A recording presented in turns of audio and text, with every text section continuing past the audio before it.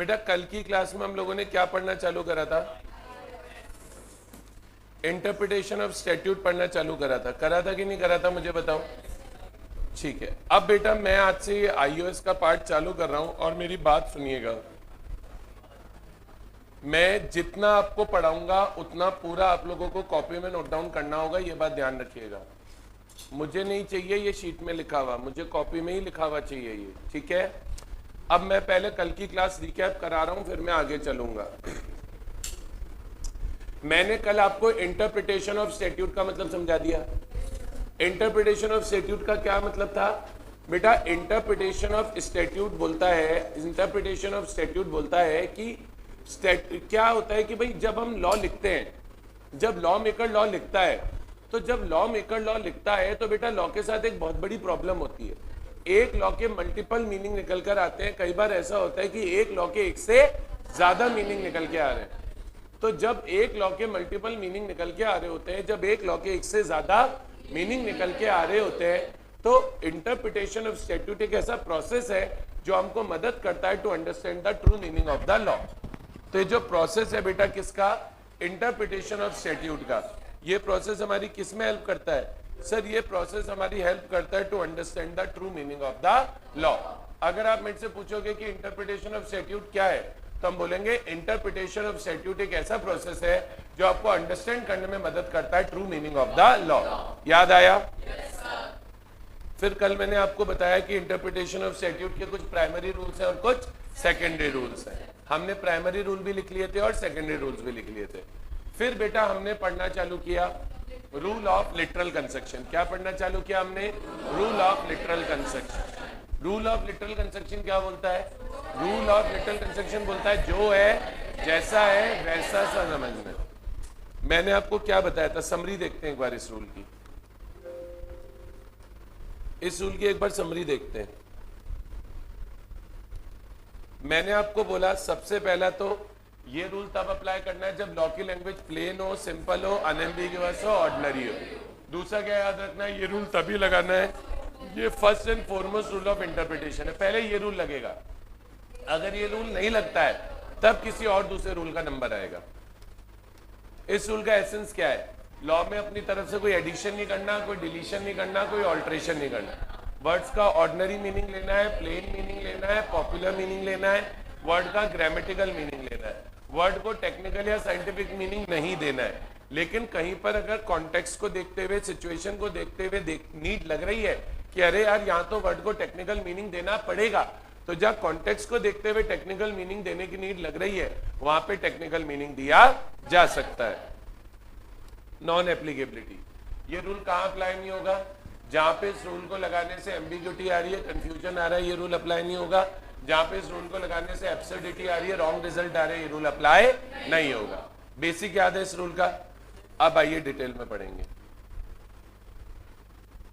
हम पढ़ना चालू कर रहे हैं रूल ऑफ लिटरल कंस्ट्रक्शन।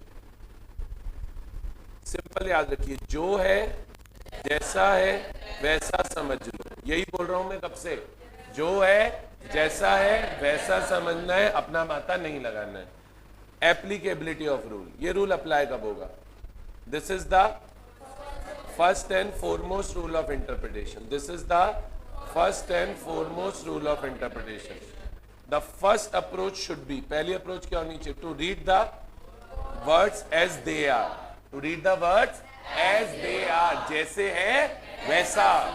बोलो आया? To read the words as they are. और आगे क्या लिखा है? ये रूल कब लगाना है? Where the words are clear and language used in the law is plain and unambiguous, then rule of literal construction is applied या शैल बी अप्लाइड। कब अप्लाई करना है? जब वर्ड्स क्लियर है और लॉ की लैंग्वेज प्लेन और unambiguous है, तब ये रूल लगाया जाएगा, वरना ये रूल लगाया नहीं जाएगा। आगे आइए, इस रूल का एसेंस क्या है? मैंने आपको क्या बोला था? हम हर रूल को दो पार्ट में डिवाइड करेंगे, तीन पार्ट में। उस रूल की एप्लीकेबिलिटी, उस रूल का एसेंस और उस रूल की नॉन एप्लीकेबिलिटी। इस रूल का एसेंस क्या है, यानी मीनिंग क्या है इस रूल का? बोले plain and natural meaning is to be given. Words का आपको क्या लेना है? प्लेन एंड नेचुरल मीनिंग लेना है। मैंने आपको बताया था इस रूल का लैटिन में क्या नाम है, लिटरल एजेस। तो this rule is called as, बोले लिटरल एजेस भी इसको बोलते हैं, दैट इज क्या, literal construction of law, also known as rule of grammatical interpretation. याद रखना इस रूल का नाम रूल ऑफ ग्रामेटिकल इंटरप्रिटेशन भी है, पेपर में इस नाम से भी ये रूल पूछा जा सकता है। याद रखना इस रूल का नाम ग्रामेटिकल इंटरप्रिटेशन भी है। याद रखोगे क्या बेटा? yes, अरे याद रखोगे क्या? यस सर, हम याद रखेंगे। अब सर आगे आइए, अब ये रूल क्या बोलता है, द कोर्ट्स शुड अडॉप्ट क्या, लिटरल कंस्ट्रक्शन। बोले कोर्ट्स को क्या अडॉप्ट करना चाहिए, लिटरल कंस्ट्रक्शन अडॉप्ट करना चाहिए। मतलब कोर्ट्स की ये ड्यूटी है कि वो जब भी किसी लॉ को इंटरप्रेट करें सबसे पहले लिटरल कंस्ट्रक्शन ही ले। कब नहीं ले literal construction? Unless there is any ambiguity in the language. Ambiguity मतलब कंफ्यूजन। बोले लैंग्वेज में कोई कंफ्यूजन है तो बात अलग है, बोले लैंग्वेज में कोई कंफ्यूजन है तो बात अलग है। अगर लैंग्वेज में कंफ्यूजन नहीं है तो कोर्ट्स को हमेशा कौन सा कंस्ट्रक्शन लेना है, लिटरल कंस्ट्रक्शन लेना है। कुल मिला के आपको वर्ड्स का पॉपुलर मीनिंग लेना है। पॉपुलर मीनिंग है आम बोलचाल का मीनिंग, डे टू डे का मीनिंग, जो हम आम बोलचाल भाषा में अपनी डे टू डे लैंग्वेज में समझते हैं। ये बोल रहा है where a statute uses a word, statute में कोई वर्ड यूज हो रहा है which is of everyday use. मान लो स्टैट्यूट में कोई वर्ड यूज हो रहा है और स्टैट्यूट में जो वर्ड यूज हो रहा है वो एवरीडे यूज का वर्ड है, then such word should be interpreted in popular sense. फिर उस वर्ड को इंटरप्रेट पॉपुलर सेंस में ही करना है। ये वाला ही एग्जांपल दिया था कल मैंने, in popular sense vegetable will not include the word betel leaves. Betel leaves हो गई पान के पत्ते, बीटल लीव्स हो गई पान के पत्ते, BEETLE, बीटल लीव्स क्या हो गई, पान के पत्ते। और ये रेफरेंस केस हुआ हुआ है, रेफरेंस केस हुआ हुआ है। आरसी माने रेफरेंस केस। रेफरेंस केस का नाम है Ram Avtar Budhai Prasad versus assistant sales tax officer. इसी केस में रूलिंग आई थी कि आपको लिटरल कंस्ट्रक्शन करते वक्त वर्ड्स का हमेशा पॉपुलर मीनिंग लेना है, और पॉपुलर मीनिंग के हिसाब से पान के जो पत्ते होते हैं वो वेजिटेबल्स के अंदर नहीं आएंगे। कल पढ़ाई थी ये बात, नहीं पढ़ाई थी? आगे बोलो। वर्ड का क्या लेना है, ग्रामेटिकल मीनिंग लेना है। ग्रामेटिकल मीनिंग यानी अकॉर्डिंग टू ग्रामर। लॉ में पास्ट टेंस है तो पास्ट टेंस, प्रेजेंट टेंस है तो प्रेजेंट टेंस, और फ्यूचर टेंस है तो future tense. The language in a statute must be construed, construed यानी interpreted according to the rules of grammar. Next, words का क्या लेना है, ऑर्डिनरी मीनिंग। ऑर्डिनरी मीनिंग मतलब आपको साइंटिफिक मीनिंग या टेक्निकल मीनिंग नहीं लेना, जो डे टू डे का मीनिंग है वही लेना है, ठीक है। A statute must be construed according to the clear words used and ordinary meaning of such words. देखो यही एग्जांपल दिया था कल मैंने टाइगर का। टाइगर का ऑर्डिनरी मीनिंग क्या है, वाइल्ड एनिमल, और साइंटिफिक मीनिंग नहीं लेना जो है पैंथेरा टिग्रिस, बताया था। अच्छा, टेक्निकल मीनिंग लेना है कि नहीं लेना, नहीं लेना।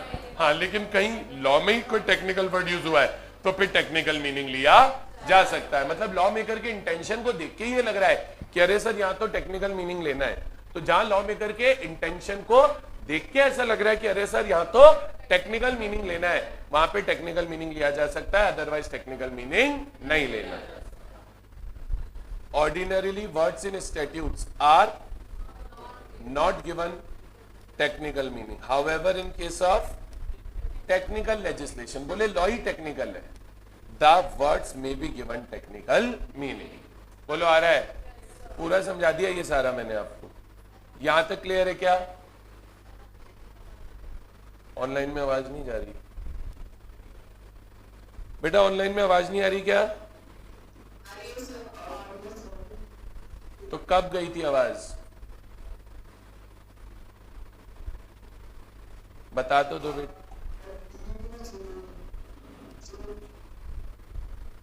बेटा तेरा तो नेट ही नहीं चल रहा, बाकी लोग बताओ कब गई थी आवाज?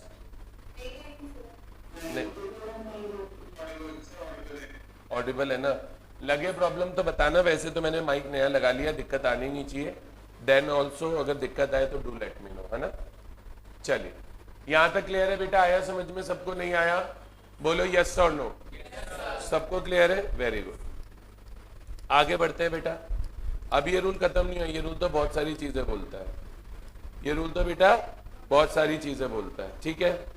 अब देखो सुनो, हमने कहां तक समझ लिया? यहां तक समझ लिया, ठीक है। अब देखो आगे चलो, आगे चलो। अब आता है बेटा इम्प्लीकेशन ऑफ द रूल। क्या होगा? क्या? इम्प्लीकेशंस। इम्प्लीकेशंस का मतलब होता है आउटकम, या इम्प्लीकेशंस का मतलब होता है इफेक्ट। तो इस रूल का आउटकम क्या होगा, इस रूल के इम्प्लीकेशन क्या होंगे? तो पहला तो ये है कि लॉ में लिखे हर वर्ड को आपको मीनिंग देना है। Every word to be given a meaning. What do you mean by every word to be given a meaning? मतलब लॉ में आपने एक लाइन पढ़ी, एक लाइन में 10 वर्ड लिखे हैं, तो एक एक वर्ड का मीनिंग आपको सोचना पड़ेगा कि क्या है। और लॉ के अंदर एक लाइन में अगर 10 शब्द है तो 10 के 10 शब्दों का मीनिंग सोचने के बाद ही आपको लॉ का क्या करना है, इंटरप्रिटेशन। आज लाइन और लॉ में 10 वर्ड्स लिखे हैं एक लाइन में, तो आप अपने हिसाब से किसी भी एक वर्ड को या 2 वर्ड को इग्नोर नहीं कर सकते। समझ में आया? तो क्या बोल रहा है? Every word to be given a meaning. Legislation is not expected, मतलब लॉ से ये नहीं एक्सपेक्ट किया जाता कि आप वहां पे बैठ के वर्ड्स को वेस्ट करेंगे। Every word contained in a statute is inserted for some purpose. बोले लॉ में जितने वर्ड लिखे हैं हर वर्ड का कोई ना कोई पर्पस होता है। बोले लॉ में जितने क्या लिखे हैं, वर्ड लिखे हैं, हर वर्ड का कोई ना कोई पर्पस होता है। तो लॉ में जितने वर्ड यूज हुए, बोले सभी वर्ड्स का इंटरप्रिटेशन आपको करना चाहिए। बोलो आया? आगे क्या बोल रहा है? नो एडिशन, डिलीशन या ऑल्ट्रेशन। बोले लॉ में आप अपनी तरफ से कोई एडिशन नहीं करेंगे, अपनी तरफ से कोई डिलीशन नहीं करेंगे, और अपनी तरफ से कोई ऑल्ट्रेशन नहीं करेंगे। कल से तो बता रहा हूं ये चीज। The courts can not add, delete, alter any word use in statute under literal construction. एक और चीज है, जब आप लॉ का लिटरल कंस्ट्रक्शन कर रहे होते हैं तो लीगल डिसीजंस को रेफर नहीं किया जाता। जब आप लॉ का क्या कर रहे होते हैं, लिटरल कंस्ट्रक्शन कर रहे होते हैं, लीगल डिसीजंस को कभी रेफर नहीं किया जाता। सर लीगल डिसीजंस की जरूरत ही तब पड़ती है जब लॉ का लिटरल मीनिंग क्लियर नहीं होता। सोचो, इसका एक बहुत अच्छा एग्जांपल देता हूं। अब हमने पढ़ा है इसलिए हम वो एग्जांपल ले सकते हैं। हम सबने कैपिटल गेन एक्ट पढ़ा है। कैपिटल गेन एक्ट में याद है इंडेक्सेशन कैसे होता था? Cost of acquisition of asset divided by cost, सुन लो कई बच्चों को याद नहीं है, सुनो एक बार, divided by cost inflation index of that previous year when asset is first held by assessee multiplied by cost inflation index of year of transfer। ऐसे होता है कॉस्टिंग में इंडेक्सेशन, या कैपिटल गेन में या नहीं होता? होता है। लेकिन इसमें प्रीवियस ओनर के केस में अगर हम ये फॉर्मूला लगा रहे थे तो गलत हो रहा था, एब्सर्डिटी आ रही थी, एम्बिग्यूटी आ रही थी। अगर प्रीवियस ओनर में भी यही केस लगाते सेक्शन 49(1) जहां पे प्रीवियस ओनर की कॉस्ट हमारी कॉस्ट मानते हैं, तो वहां पे क्या होता? वहां पे क्या होता? रॉन्ग रिजल्ट आते। आज इंडेक्सेशन का पर्पस क्या है? असेट की करंट वैल्यू निकालना। लॉ बनाने का पर्पस ही डिफीट हो रहा था। क्यों? क्योंकि आप जो न्यूमरेटर ले रहे थे, न्यूमरेटर में तो कॉस्ट ले रहे थे प्रीवियस ओनर की, और डिनोमिनेटर में बोल रहा था cost inflation index of that previous year when asset is first held by assessee. मतलब बेस में इंडेक्स ले रहे हो असेसी का, और न्यूमरेटर के अंदर जो कॉस्ट ले रहे हो वो प्रीवियस ओनर की ले रहे हो। तो सर इंडेक्सेशन करने का पर्पस ही डिफीट हो गया, फिर तो इंडेक्सेशन ही गलत हो गया। कई बार क्या होता है, लिटरल कंस्ट्रक्शन करने से, कई बार क्या होता है, लिटरल कंस्ट्रक्शन करने से जो लॉ बनाने का पर्पस है, जो लॉ बनाने का इंटेंशन है, जिस पर्पस को ध्यान में रखते हुए, जिस इंटेंशन को ध्यान में रखते हुए लॉ बनाया है, वो पर्पस ही अपने आप में क्या हो जाता है, फेल हो जाता है। वो पर्पस ही अपने आप में क्या हो जाता है, डिफीट हो जाता है। कई बार जो लॉ बनाने का पर्पस रहा है वही डूब जाता है, मर जाता है, खत्म हो जाता है लिटरल कंस्ट्रक्शन करने से, तो लीगल डिसीजंस आते हैं। तो वहां पे लीगल डिसीजन आया commissioner of income tax versus Manjula J Shah का। उसने बोला कि अगर आप न्यूमरेटर में कॉस्ट प्रीवियस ओनर की ले रहे हो तो बेस में इंडेक्स भी प्रीवियस ओनर का ही लोगे। याद आ रहा है? तो जहां लिटरल कंस्ट्रक्शन करने से लॉ को बनाने का जो ऑब्जेक्टिव है, लॉ को बनाने का जो पर्पस है वही डिफीट हो रहा है। आज इंडेक्सेशन से आउटकम ही गलत आ रहा है, एब्सर्डिटी आ रही है, वहां लीगल डिसीजन रेफर करने पड़ते हैं, अदरवाइज लीगल डिसीजन रेफर करने की जरूरत ही नहीं है। तो वो यही बोल रहा है, no reference to legal decision. इसमें क्या लिखा है, literal construction involves arriving at the meaning of the words without reference to legal decisions. Literal construction करते वक्त लीगल डिसीजंस को रेफर किया नहीं जाता। बोलो आया। और लास्ट आता है non applicability of the rule. ये रूल हमको कहां कहां नहीं लगाना है। देखो सबसे पहला है अ वर्ड मीन, सबसे पहला है word means different to different people. ठीक है सर, एक तो क्या होता है कि लिटरल कंस्ट्रक्शन तब नहीं लगाना जब कंफ्यूजन आ रहा है, एम्बिग्यूटी आ रही है। कंफ्यूजन या एम्बिग्यूटी तब आएगा जब लॉ में एक ऐसा वर्ड यूज हुआ है जिसके डिफरेंट डिफरेंट मीनिंग है। उस वर्ड का मीनिंग मुझे कुछ और लग रहा है, इसको कुछ और लग रहा है और इसको कुछ और लग रहा है। तो आज अगर एक वर्ड के मल्टीपल मीनिंग पॉसिबल है, तो जहां एक वर्ड के मल्टीपल मीनिंग पॉसिबल है वहां पे आप लिटरल कंस्ट्रक्शन नहीं कर सकते। क्यों नहीं कर सकते? क्योंकि वर्ड के मल्टीपल मीनिंग पॉसिबल है। अब आपको नहीं पता कि कौन सा मीनिंग सही है और कौन सा मीनिंग गलत है। तो जहां पे एक वर्ड के मल्टीपल मीनिंग है, मेरे लिए मीनिंग कुछ और है, आपके लिए कुछ और, आपके लिए कुछ और, तो वहां एम्बिग्यूटी आएगी। उस एम्बिग्यूटी को दूर करने के लिए कोई ना कोई दूसरा रूल लगाना ही पड़ेगा। तो इन्होंने बोला the popular meaning of the words used in a statute में वेरी, वेरी मतलब change from person to person. तो फिर आपको लिटरल कंस्ट्रक्शन नहीं लगाना। क्लियर है क्या? अच्छा, ये क्या बोलता है वर्ड का में क्या लेना है? लिटरल कंस्ट्रक्शन यही तो बोलता है वर्ड का में ऑर्डिनरी मीनिंग लेना है। अब ये बोल रहा है नॉर्मली वर्ड का सेम पॉइंट है ऊपर जैसा ही, नॉर्मली वर्ड का ऑर्डिनरी मीनिंग डिक्शनरी से देखा जाता है। अब बोले डिक्शनरी में भी हो सकता है एक ही वर्ड के क्या हो, मल्टीपल मीनिंग हो। तो अगेन अगर एक ही वर्ड के मल्टीपल मीनिंग निकल के आ रहे हैं तो फिर ये रूल लगाया नहीं जा सकता। Ordinary meanings are derived from dictionaries. However, dictionaries may have alternate meanings for the same word. तो भी ये रूल लगाया नहीं जा सकता। ये बहुत अच्छा पॉइंट है।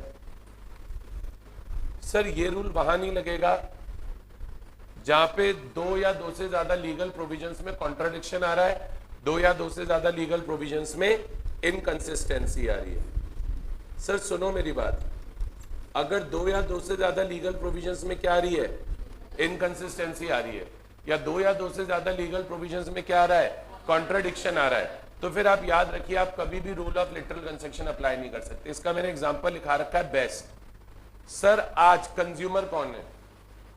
तो कंज्यूमर प्रोटेक्शन एक्ट 1986 तो बोलता है कंज्यूमर सिर्फ उस पर्सन को मानेंगे जिसने गुड्स पर्सनल यूज के लिए लिए। आज ये मोबाइल है, मैं इस मोबाइल का कंज्यूमर हूं क्योंकि ये मोबाइल मैंने अपने पर्सनल यूज के लिए लिया है। लेकिन ये एसी है, इस एसी का मैं कंज्यूमर नहीं हूं क्योंकि ये एसी मैंने अपने कमर्शियल यूज के लिए लिया है। लेकिन फिर दूसरा एक्ट बना कंपटीशन एक्ट 2002, वो ये बोला कि अगर आप पर्सनल यूज के लिए लेते हो तो भी आप कंज्यूमर हो और आप बिजनेस यूज के लिए लेते हो तो भी आप कंज्यूमर। मतलब कंज्यूमर एक्ट के अकॉर्डिंग तो अगर मैंने एसी खरीदा है, ये वाला एसी अपने बिजनेस के लिए, तो मैं कंज्यूमर नहीं हूं। लेकिन कंपटीशन एक्ट के अकॉर्डिंग अगर मैंने ये वाला एसी खरीदा है तो मैं कंज्यूमर हूं। तो लॉ में सीधा सीधा क्या आ गया, कॉन्ट्राडिक्शन। अब मैं किसकी बात मानूं, कंज्यूमर प्रोटेक्शन एक्ट 1986 की बात मानूं या कंपटीशन एक्ट 2002 की बात मानूं? बताओ किसकी मानूं? तो सर ये बताएगा रूल ऑफ हार्मोनियस कंस्ट्रक्शन। ये बात कौन बताएगा बेटा? ये बात बेटा रूल ऑफ हार्मोनियस कंस्ट्रक्शन बताएगा। ये बात बेटा कौन बताएगा? Rule of harmonious construction. Rule of harmonious construction ये बोलता है कि जब दो या दो से ज्यादा लीगल प्रोविजंस में क्या है, इनकंसिस्टेंसी है। जब दो या दो से ज्यादा लीगल प्रोविजंस में क्या है, इनकंसिस्टेंसी है, तब रूल ऑफ हार्मोनियस कंस्ट्रक्शन बताता है कि कौन से चीज को, बात को मानना है और कौन सी बात को नहीं मानना। लेकिन जहां इनकंसिस्टेंसी आएगी वहां पे rule of literal construction apply किया नहीं जा सकता। बोलो आया? पढ़ो। Where two or more provisions are inconsistent with each other, rule of literal construction cannot be rule of literal construction can not be applied, इस रूल को आप अप्लाई नहीं कर सकते। यहां तक क्लियर है। और last, assumption of perfect draftsmanship। Sir rule of literal construction इस assumption पे बेस्ड है, समझना, रूल ऑफ लिटरल कंस्ट्रक्शन इस assumption पे बेस्ड है कि जो बंदा लॉ बना रहा है उसको लॉ की परफेक्ट नॉलेज है, उसने लॉ एकदम परफेक्टली बनाया है, उसने लॉ बनाते वक्त कोई एरर नहीं की है, उसने लॉ बनाते वक्त कोई मिस्टेक नहीं की है। सर ये परफेक्ट ड्राफ्टमैनशिप के assumption पे बेस्ड है। ये रूल इस assumption पे बेस्ड है कि जिस बंदे ने लॉ बनाया है, जिस बंदे ने लॉ बनाया है उसको लॉ की क्या है, परफेक्ट नॉलेज है, और वो बिल्कुल परफेक्ट बंदा, और वो लॉ बनाने में मिस्टेक कर ही नहीं सकता, which is in itself a wrong assumption। कोई भी लॉ बनाने वाला लेजिस्लेटर, कोई भी लॉ मेकर अपने आप में परफेक्ट नहीं होता है, लॉ बनाने में मिस्टेक होती ही होती है, और जब लॉ बनाने में मिस्टेक होगी तो रूल ऑफ लिटरल कंस्ट्रक्शन काम आने वाला नहीं है, फिर वहां पे आपको कोई ना कोई दूसरा रूल तो लगाना ही पड़ेगा। याद रखोगे ये बात, तो ध्यान रखना, लेजिस्लेचर अज्यूम करा जाता है, is assume to be perfect in enacting a law and making amendments to it, लेकिन एक्चुअल में ऐसा नहीं होता। However it is not actually the case. कई बार लॉ बनाने में हो जाती है मिस्टेक, जहां लॉ बनाने में मिस्टेक हो जाती है वहां पे rule of literal construction apply किया नहीं जा सकता। एक बार रिकैप कराऊंगा फिर से, एक बार रिकैप कराऊंगा फिर से। सर आज हम रूल ऑफ लिटरल कंस्ट्रक्शन पढ़ेंगे, क्या पढ़ेंगे, तो इस रूल की नॉन एप्लीकेबिलिटी कहां है, सिर्फ जो पिंक में हाईलाइटेड है वो देखो। सबसे पहला, एक वर्ड का डिफरेंट मीनिंग अलग अलग लोगों के लिए हो सकता है। आज मान लो एक वर्ड यूज हुआ, उसका जो मीनिंग मेरे लिए है वही मीनिंग राघव के लिए और वही मीनिंग मिली के लिए, तो कोई दिक्कत नहीं है। लेकिन आज एक वर्ड के अलग अलग मीनिंग हो रहे हैं, मुझे कुछ और मीनिंग लग रहा है, राघव को कुछ और मिली को कुछ और, तो एम्बिग्यूटी आएगी। जहां एम्बिग्यूटी आएगी रूल ऑफ लिटरल कंस्ट्रक्शन नहीं लगेगा। दूसरा पॉइंट, डिफरेंट ऑर्डिनरी मीनिंग। एक वर्ड का ऑर्डिनरी मीनिंग पता चलता है डिक्शनरी से, कई बार डिक्शनरी में एक वर्ड के ऑल्टरनेट मीनिंग होते हैं, जहां वर्ड के ऑल्टरनेट मीनिंग से एम्बिग्यूटी आएगी, रूल ऑफ लिटरल कंस्ट्रक्शन नहीं लगेगा। Next, inconsistency between two provisions. अगर दो या दो से ज्यादा प्रोविजन आपस में कॉन्ट्राडिक्टरी है, एक दूसरे से इनकंसिस्टेंट है, तो रूल ऑफ लिटरल कंस्ट्रक्शन लगाया नहीं जा सकता। और ये रूल कहां नहीं लगा सकते, अजम्पशन ऑफ परफेक्ट ड्राफ्टमैनशिप। ये अज्यूम करके चला जाता है कि जिसने लॉ बनाया वो अपने आप में एक परफेक्ट बंदा है, जो कि रॉन्ग अजम्पशन है। लॉ बनाने वाले से लॉ बनाते वक्त होती है मिस्टेक, जहां लॉ बनाते वक्त मिस्टेक होती है रूल ऑफ लिटरल कंस्ट्रक्शन लगाया नहीं जा सकता। बोलो आया क्या, बोलो आया क्या। यहां पे आके हमारा पहला रूल खत्म होता है, रूल ऑफ लिटरल कंस्ट्रक्शन। आ गया क्या समझ में, अरे आ गया क्या। अगला रूल चालू करेंगे बेटा, रूल ऑफ रीजनेबल कंस्ट्रक्शन। इसी रूल का एक और नाम है रूल ऑफ लॉजिकल कंस्ट्रक्शन, और इस रूल को लैटिन में बोलते हैं रेशो लेजिस। क्या बोलते हैं, रेशो लेजिस। अब देखो ये रूल क्या बोलता है, ये रूल क्या बोलता है। Sir rule of reasonable construction, rule of reasonable construction ये बोलता है कि बेटा जब भी कोई लॉ बना तो लॉ बनाने के पीछे का लॉजिक देखो, लॉ बनाने के पीछे का ऑब्जेक्टिव देखो, लॉ बनाने के पीछे का रीजन देखो, आप तो स्पिरिट ऑफ लॉ देखो। स्पिरिट ऑफ लॉ यानी लॉ बनाने के पीछे भावनाएं क्या रही, किन भावनाओं के ध्यान में रखते हुए, क्या फीलिंग्स को ध्यान में रखते हुए लॉ बना, बोले आप ये देखो। और फिर लॉ का ऐसा इंटरप्रिटेशन करो, फिर लॉ का ऐसा इंटरप्रिटेशन करो कि लॉ बनाने के पीछे का जो लॉजिक है, लॉ बनाने के पीछे का जो ऑब्जेक्टिव है, लॉ बनाने के पीछे का जो रीजन है, जो स्पिरिट ऑफ लॉ है वो अचीव हो, वो अचीव हो। ये रूल क्या बोलता है, लॉ बनाने के पीछे का लॉजिक देखो, लॉ बनाने के पीछे का ऑब्जेक्टिव देखो, लॉ बनाने के पीछे का रीजन देखो, स्पिरिट ऑफ लॉ देखो, और ऐसा इंटरप्रिटेशन करो कि लॉ बनाने के पीछे जो लॉजिक है, जो ऑब्जेक्टिव है, जो रीजन है, जो स्पिरिट ऑफ लॉ है वो अचीव हो। सर ये रूल क्या बोलता है, बोले लॉ का कभी भी ऐसा इंटरप्रिटेशन मत करो कि लॉ बनाने के पीछे का जो लॉजिक है, लॉ बनाने के पीछे का जो ऑब्जेक्टिव है, लॉ बनाने के पीछे का जो रीजन है, लॉ बनाने के पीछे की जो स्पिरिट है वही फेल हो जाए। बोले आज at the end of the day law बनाने के पीछे जो गोल है वो अचीव होना चाहिए। देखो होता क्या है, कई बार हम लॉ का क्या करते हैं, लिटरल कंस्ट्रक्शन करते हैं। लिटरल कंस्ट्रक्शन करने से लॉ बनाने का जो ऑब्जेक्टिव होता है, लॉ बनाने का जो पर्पस होता है, लॉ बनाने के पीछे जो लॉजिकल रीजनिंग होती है वही डिफीट हो जाती है।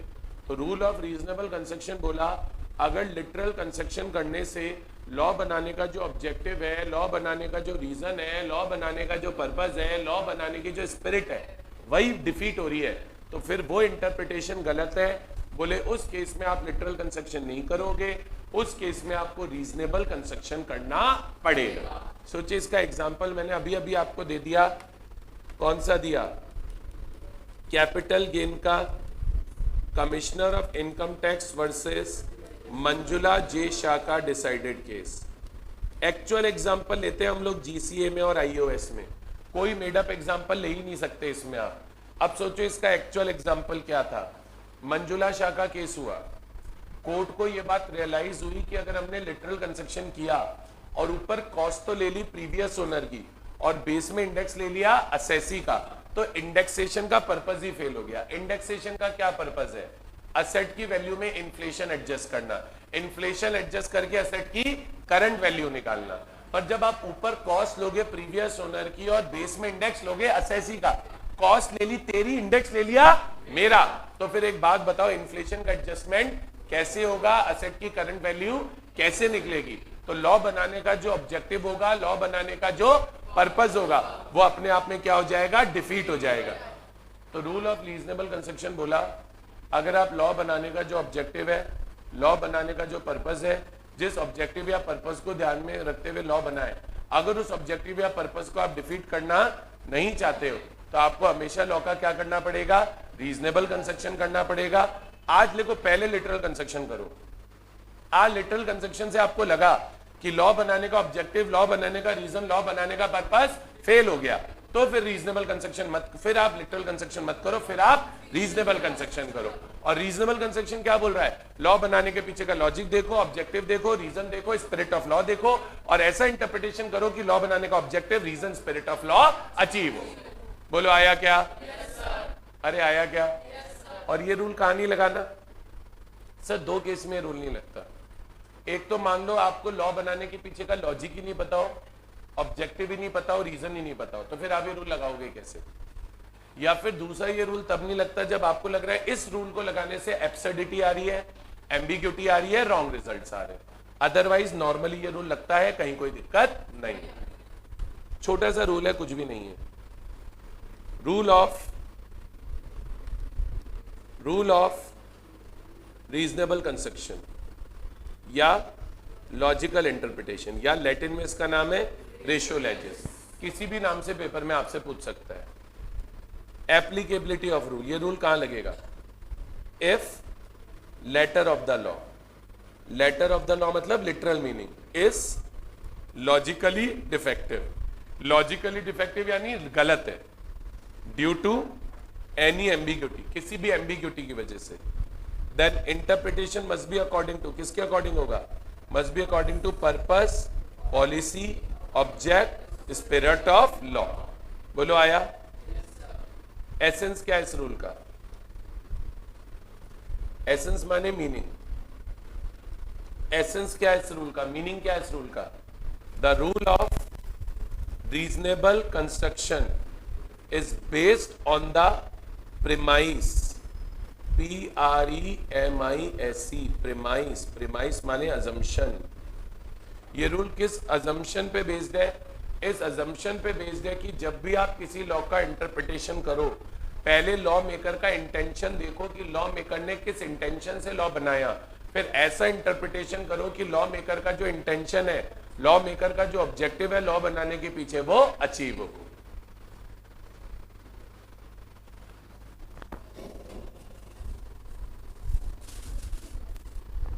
आगे आ जाओ।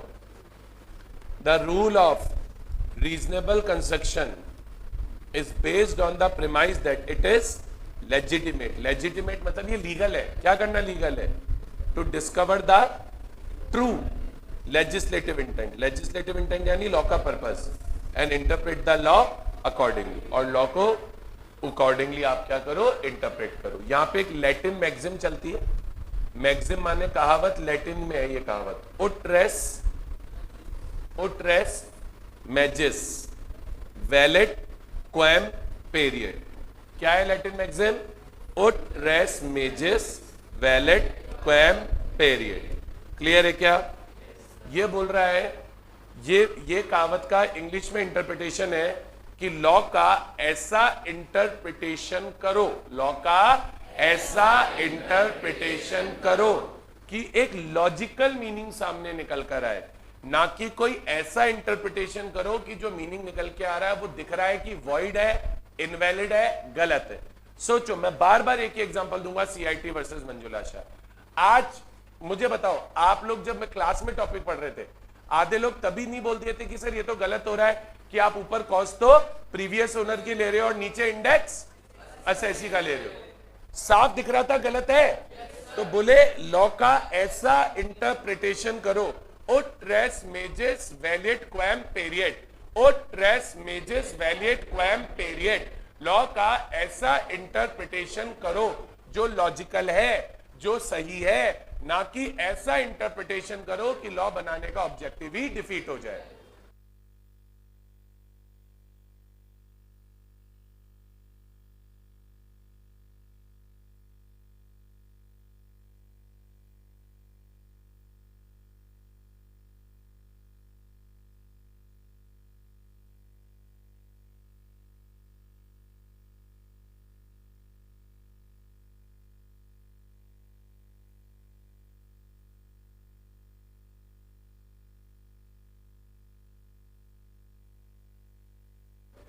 आगे चलेंगे तो लैटिन मैक्सिम क्या है? ut res magis valet quam period, law का ऐसा इंटरप्रिटेशन करो जो लॉजिकल है, ना कि ऐसा इंटरप्रिटेशन करो कि लॉ अपने आप में एक इनवैलिड या void meaning they.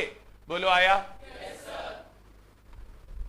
This rule यानी rule of reasonable construction is based on Latin maxim ut res magis valet quam period, which means that statute should be interpreted in such a way, statute का ऐसा interpretation करो in such a way that it makes sense, ऐसा interpretation करो in such a way that it makes sense rather than making it void। बोलो आया?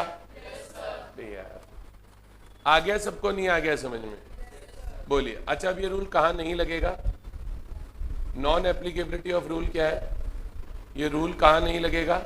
तो simple सा याद रखो, अगर लॉ का लिटरल मीनिंग क्लियर है, ऑर्डिनरी मीनिंग क्लियर है, और आपको पता है कि ऑर्डिनरी मीनिंग लगाने से कोई एम्बिग्यूटी नहीं आ रही, कोई एब्सर्डिटी नहीं आ रही, तो फिर कभी भी rule of reasonable construction apply किया नहीं जा सकता।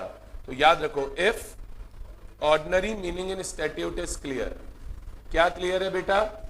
ऑर्डिनरी मीनिंग स्टैट्यूट का क्लियर है, then there is no need, कोई नीड नहीं है। किसकी कोई नीड नहीं है? For rule of reasonable construction. बोलो आ गया क्या? यहां पे आके खत्म होता है रूल ऑफ रीजनेबल कंस्ट्रक्शन। बताओ आया कि नहीं आया? टोटल कितने रूल्स है? 8 में से हमने कितने रूल कवर कर लिए? 2। मुझे बताओ, दोनों समझ में आए क्या अभी तक?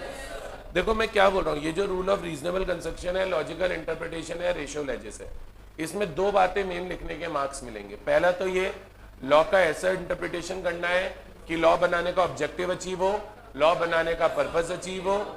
आपको कुल मिला के स्पिरिट ऑफ लॉ देखनी है और वैसे ही इंटरप्रिटेशन करना है। और एक इसमें लैटिन मैक्सिम लिख दो, ut res magis valet quam period, which means such interpretation should be given which makes sense rather than making it void। Law का ऐसा इंटरप्रिटेशन करो जो सेंसिबल है, जो लॉजिकल है, ना कि ऐसा इंटरप्रिटेशन करो जो वॉइड या इनवैलिड है। बोलो आया? कोई दिक्कत इस रूल में? कोई दिक्कत इस रूल में? ठीक है, अनुज खड़े हो जाओ, जल्दी से बताओ ये रूल क्या बोलता है। जल्दी फटाफट, टाइम मत लगाना।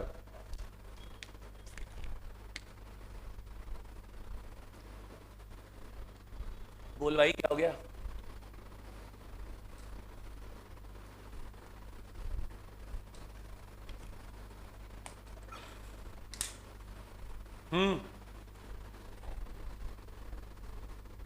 बोल भाई,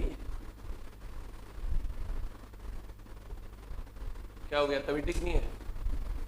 हाँ, फिर क्यों नहीं सुन रहे आज? क्या हो गया?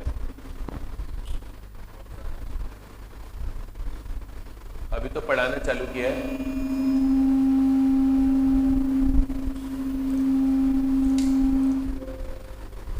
अभी तो पढ़ाना चालू किया है भाई, अभी से नींद आएगी तो क्या होगा? क्यों आ रहे हो? एक काम करो, आप 1 घंटा बाहर बैठो, इसको जगा दो। सर ऐसे नहीं होता, प्लीज बाहर बैठो आधी घंटा 1 घंटा, 1 घंटा बाद आना। जाओ जाओ जाओ, नहीं नहीं मैं नहीं अलाउ करूंगा, बाहर जाओ प्लीज, 1 घंटा बाद आओ। जब सो के आ जाओ, 1 घंटा है, लाइट फैन चला लो, रिकॉर्डिंग से कर लेना, 1 घंटा कोई फर्क नहीं पड़ता। नहीं नहीं जाओ फिर, हाँ 5 मिनट घूम के आओ, जाओ, जब तक मैं मिस्चिफ रूल पढ़ाता हूँ बदमाशी का, ठीक है? चलो, वैसे रूल में मजा बहुत आएगा, देख लो, घूम के आना नहीं आना, सोच लो एक बार और। चलो सर, ये बहुत अच्छा रूल है, मिस्चिफ रूल बोलते हैं, रूल ऑफ बेनिफिशियल कंस्ट्रक्शन बोलते हैं, या हेडन्स रूल बोलते हैं। क्या बोलते हैं सर? एक मिस्टर हेडन थे, मिस्टर हेडन, HEYDUN, उन्हीं की वजह से रूल बना, उन्हीं की वजह से रूल बना। अब बुक्स में नहीं लिखा है रूल क्यों बना, बुक्स में तो क्या रूल है वो लिखा, मैं आपको बता रहा हूं रूल कैसे बना। कैसे बना मैं बता रहा हूं ये रूल। सर यूएसए में ये रूल डेवलप हुआ, इजाद हुआ, ठीक है सर? क्या था यूएसए में जब ये रूल बना उस टाइम, आज की क्या स्थिति है मुझे इतना आइडिया नहीं है। यूएसए के अंदर जो प्रोस्टिट्यूशन है, प्रोस्टिट्यूशन का मतलब आई होप सब समझते होंगे, यूएसए में प्रोस्टिट्यूशन क्या लीगल था, प्रोस्टिट्यूशन लीगल था। कहानी बता रहा हूं इस रूल के बनने के पीछे, कहानी क्या हुई। यूएसए में क्या था? प्रोस्टिट्यूशन लीगल था।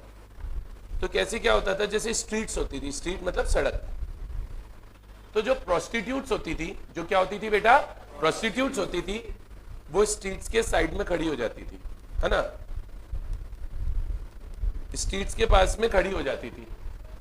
और जो पासर्स बाय होते थे, जो पासर्स बाय होते थे, पासर्स बाय मतलब जो स्ट्रीट को क्रॉस कर रहे होते थे, उनको वहां हरेस करती थी। हरेस करने का मतलब समझते हो? परेशान करना। उनको हरेस करती थी, उनको परेशान करती थी। तो सरकार को बात रियलाइज हुई, क्या यार ये तो बहुत बड़ी प्रॉब्लम हो गई कि जो प्रोस्टिट्यूट्स है वो पासर्स बाय को स्ट्रीट पे हरेस कर रही हैं। तो यूएसए में एक लॉ बना, लॉ का नाम रखा गया स्ट्रीट ऑफेंसेस एक्ट। एक्चुअल में लॉ बना यूएसए में, एक लॉ बना स्ट्रीट ऑफेंसेस एक्ट। इसमें सरकार ने लॉ बनाया, prostitutes will not harass, prostitutes will not harass passers by on street। बोले प्रोस्टिट्यूट्स पासर्स बाय को स्ट्रीट पे हरेस नहीं करेंगी। तो लिटरल कंसेप्शन ये था कि प्रोस्टिट्यूट स्ट्रीट पे खड़े होके पासर्स बाय को हरेस नहीं कर सकती, ठीक है साहब? ओके। अब इन्हीं स्ट्रीट्स के पास थी मकान, मकान होते हैं, घर होते हैं, घरों में थी बालकनीज, बालकनी समझते हो ना, घरों में थी बालकनी।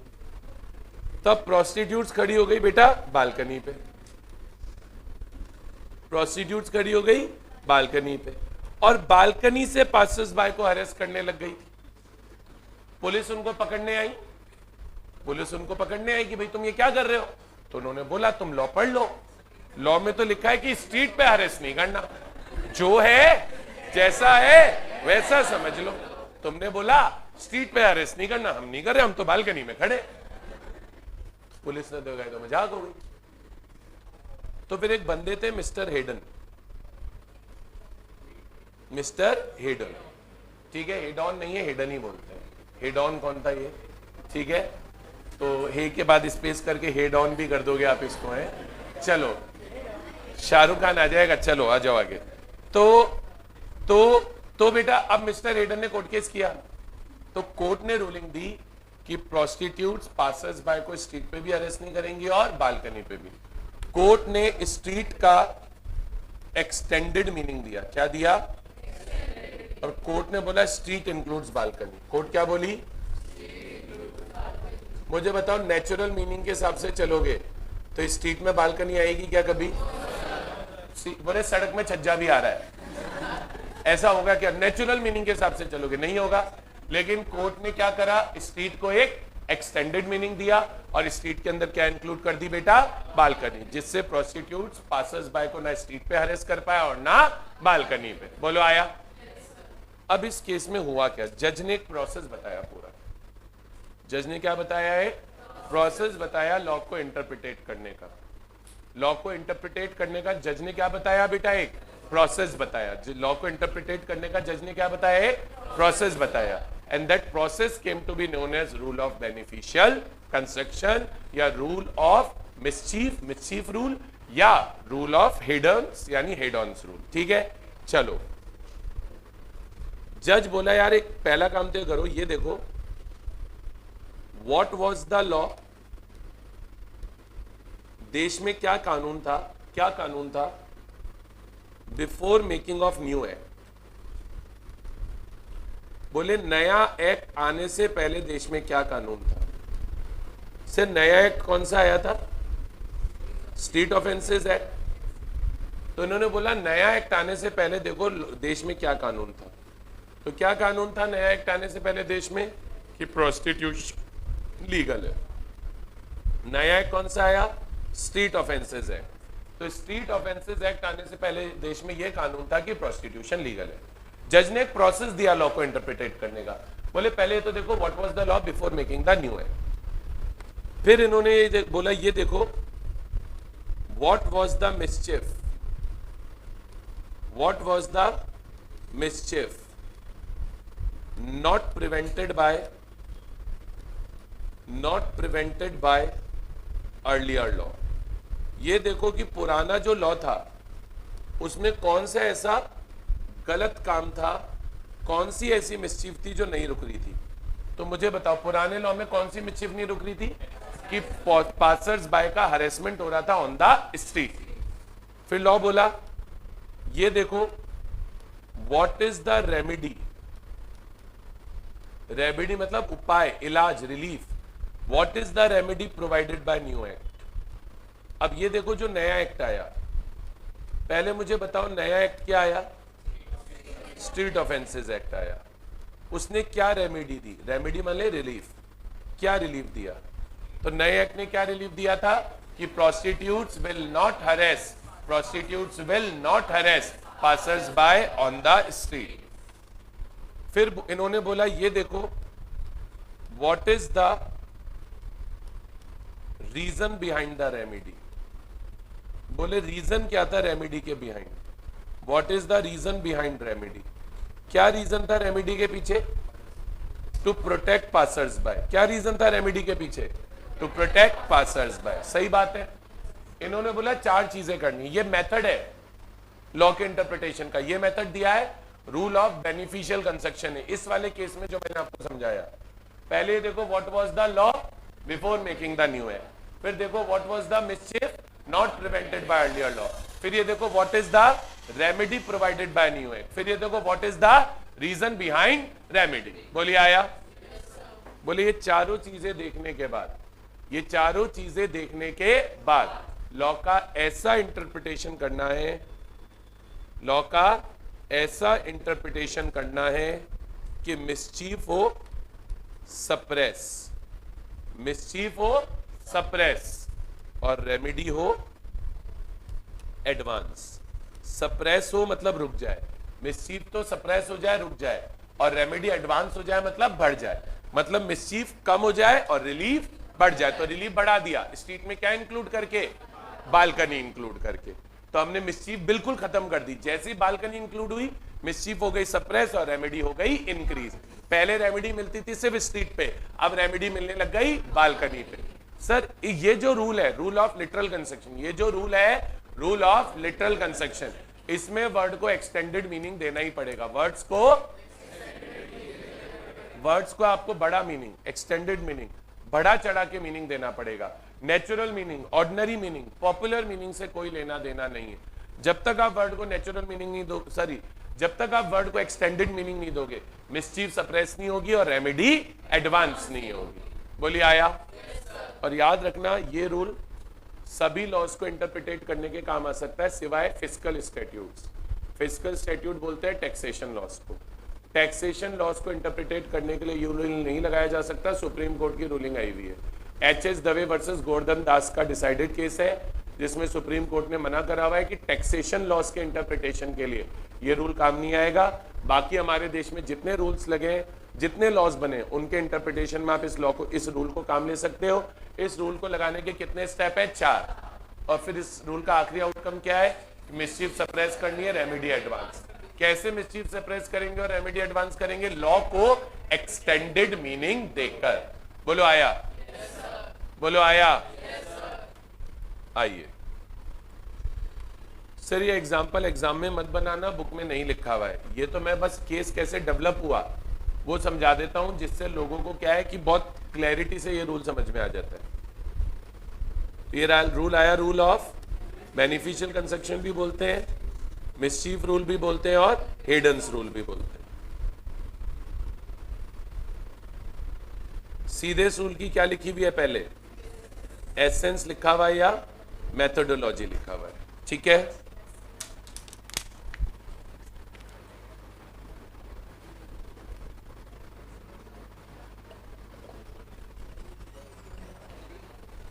ठीक है। अब जो मैंने आपको मेथोडोलॉजी लिख के दी, एग्जैक्ट मेथोडोलॉजी यहां लिखी हुई है। What was the law before making the new act? What was the mischief for which old law did not provide any remedy? What is the remedy provided under the new act? What is the reason और object of the remedy? उसके बाद क्या करना है?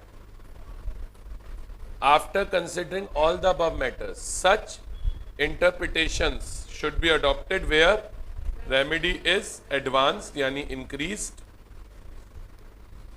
And mischief is suppressed यानी कि prevented.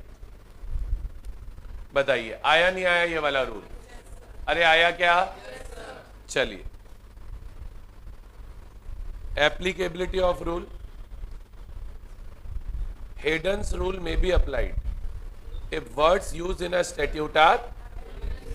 Sir मैं क्या बोल रहा हूं, जब तक लॉ में वर्ड क्लियर है ना तब तक कोई दूसरा रूल लगेगा ही नहीं। ये रूल लगता ही तब है, मतलब कोई भी दूसरा रूल तब लगेगा जब ordinary meaning, literal meaning ambiguous है। अच्छा, ये रूल कब लगाना है? बोले ये रूल तब लगाओ जब लॉ बनाने का पर्पस डिफीट हो रहा हो। सर इस केस में भी तो लॉ बनाने का पर्पस डिफीट ही हो रहा था। आज आप सोचे थे पासर्स बाय का अरेस्टमेंट ना हो, फिर भी पासर्स बाय का अरेस्टमेंट तो हो ही रहा था, तो लॉ बनाने का पर्पस तो डिफीट हो ही रहा था ना, यहां पे भी या नहीं हो रहा था? तो if literal meaning defeats the object या purpose of statute then court में अडॉप्ट रूल ऑफ मिसचीफ। और रूल ऑफ मिसचीफ सबसे मेन तब लगता है जब वर्ड्स को आपको क्या देना हो? Extended meaning. Where extended meaning to words is to be given for public safety, then this rule shall be applied. बोलिए आया? अरे बोलो आया क्या?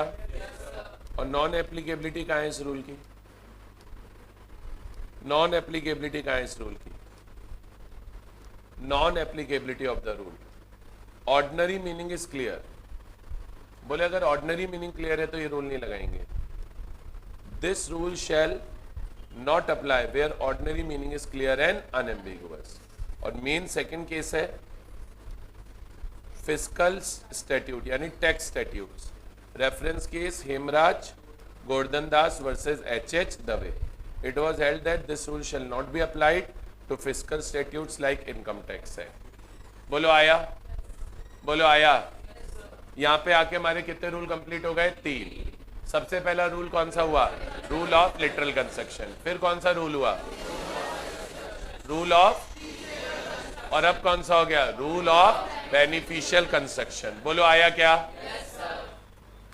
चलो अब एक लैटिन रूल पढ़ते हैं। 3 इंग्लिश पढ़ लिए ना, अब लैटिन भी पढ़ लें। एक साथ लैटिन पढ़ाऊंगा तो आपको थोड़ा डायबिटीज हो जाएगी, ठीक है?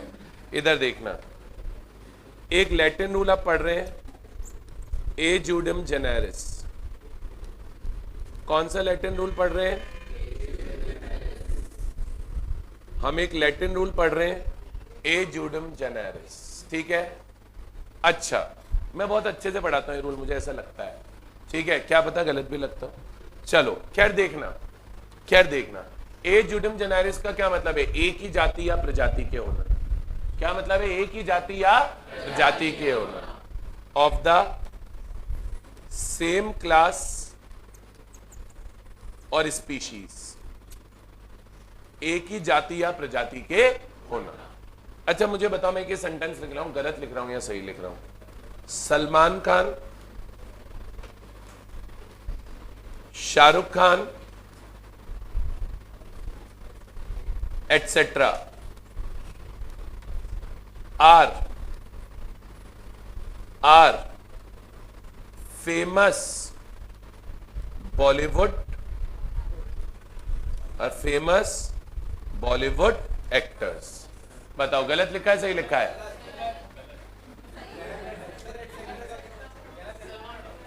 एटसेट्रा का क्या मतलब? दो ही फेमस है? गवार है क्या? पागल खाने से आया क्या? बेवकूफ। क्या दो ही फेमस है और कोई फेमस नहीं है ना? फिर एटसेट्रा तो सही है, गलत क्या इसमें? बेवकूफ, डूब मर कहीं जाके, गिर जा कहीं से, स्वर्ग पे चोट लग जाए तेरे। चलो अच्छा मुझे बताओ, Salman Khan, Shahrukh Khan etcetera famous Bollywood actors हैं कि नहीं है?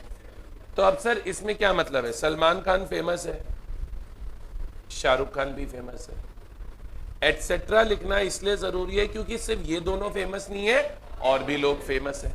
अग्रीड हो? अरे अग्रीड हो? अच्छा बेटा अब एक बात बताओ, यहां पे सलमान खान और शाहरुख खान तो क्या है? स्पेसिफिक लोग हो गए, पर ये तो एक जनरल हो गया, इसमें तो कोई भी आ सकता है। भाई सलमान खान तो सबको पता है भाई, और शाहरुख खान माने किंग खान, सबको पता है, ये तो स्पेसिफिक लोग हो गए। पर एटसेट्रा तो जनरल है, इसमें तो कोई भी आ सकता है। अच्छा बताओ और कौन आ सकता है फेमस में? मतलब सलमान और शाहरुख तो फेमस है ही, सलमान और शाहरुख तो फेमस है ही, और कौन फेमस एक्टर? अब बोलो, और फेमस बॉलीवुड एक्टर बताओ, बोलो। अक्षय कुमार डेफिनेटली फेमस है, और बोलो। अजय देवगन नहीं लिखूंगा मैं बोर्ड पे, और बोलो। अमिताभ बच्चन, अमिताभ बच्चन फेमस है, और क्या? विकी कौशल, ठीक है। मेरी दीपिका चलो और कौन फेमस है? हाँ कार्तिक आर्यन, और कौन फेमस है बताओ? कौन? क्या? Pankaj Tripathi, yes very famous. और बताओ? नवाजुद्दीन सिद्दीकी बोर्ड पे नहीं लिख पाऊंगा चलो और बताओ? राजकुमार राव डेफिनेटली फेमस है, और बोलो। वरुण धवन भी फेमस है, डुप्लीकेट गोविंदा है वो, और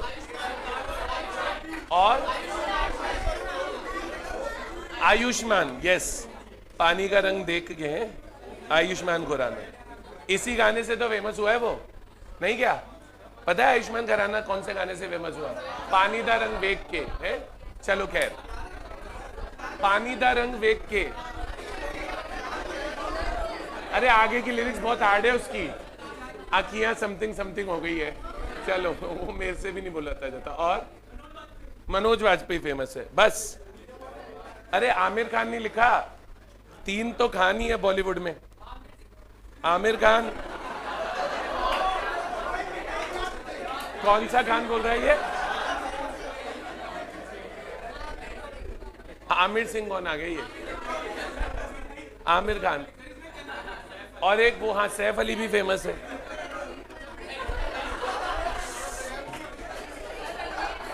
और रणवीर सिंह रह गया।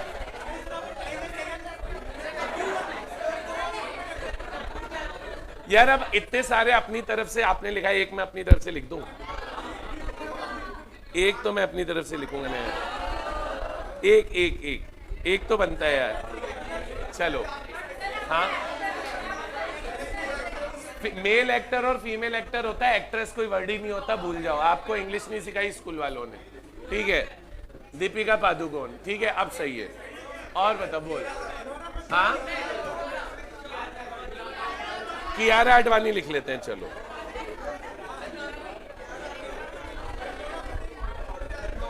यार ये कौन है यार, ये नूरा फतेही कौन है, मेरे को बताओ। हाँ? आप लोग को हमेशा वही याद आती है।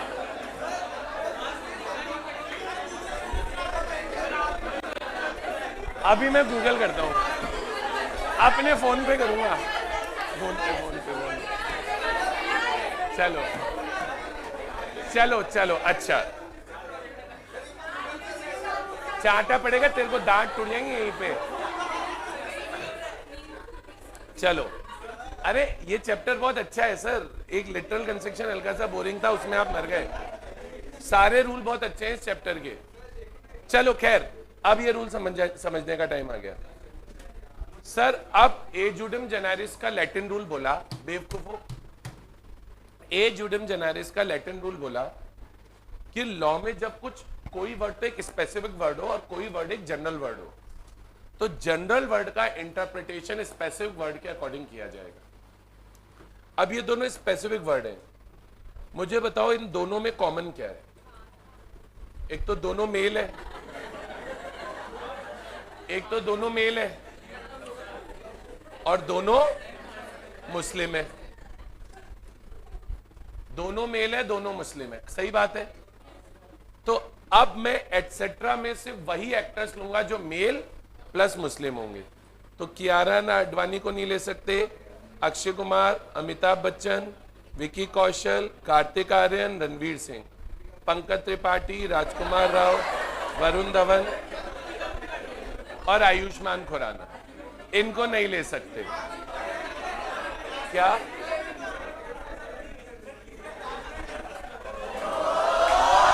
इसको साइड में कर देता हूं, ठीक है? चलो, तो दीपिका पादुकोण को भी नहीं ले सकते। अच्छा आप इधर देखो, अरे लेकिन आमिर को और सैफ अली खान को ले सकते हैं क्योंकि ये दोनों अगेन मेल हैं और दोनों अगेन मुस्लिम हैं। अब आप मुझे एटसेट्रा में सिर्फ ऐसे मेल एक्टर्स बताओ जो मुस्लिम हैं और जो फेमस हैं। आमिर, सैफ, सलमान, शाहरुख, और बोलो। नवाजुद्दीन सिद्दीकी आ जाएगा। और बताओ। Irfan Khan, he is very famous dude. क्या कर रहे हैं आप? Irfan Khan is very famous, definitely आएगा। और ये पता नहीं मुझे कौन है। Anybody else? सर मेरे को तो नहीं पता, आपकी जनरेशन का होगा, आपको पता होगा। चलो, इमरान हाशमी मुस्लिम है क्या? ठीक है, तो अरे अब पढ़ लो यार, रूल हो गया बस। मस्ती इतनी अच्छी लगती है यार, आ जाओ। हाँ, इमरान खान था पर अब वो फेमस नहीं रहा बेटा। मेल, अभी तक तो फीमेल ही है, बेवकूफ। चलो, अरे आपके बैच में कोई रूल पढ़ाना ही टास्क है, तो देखो सुनो।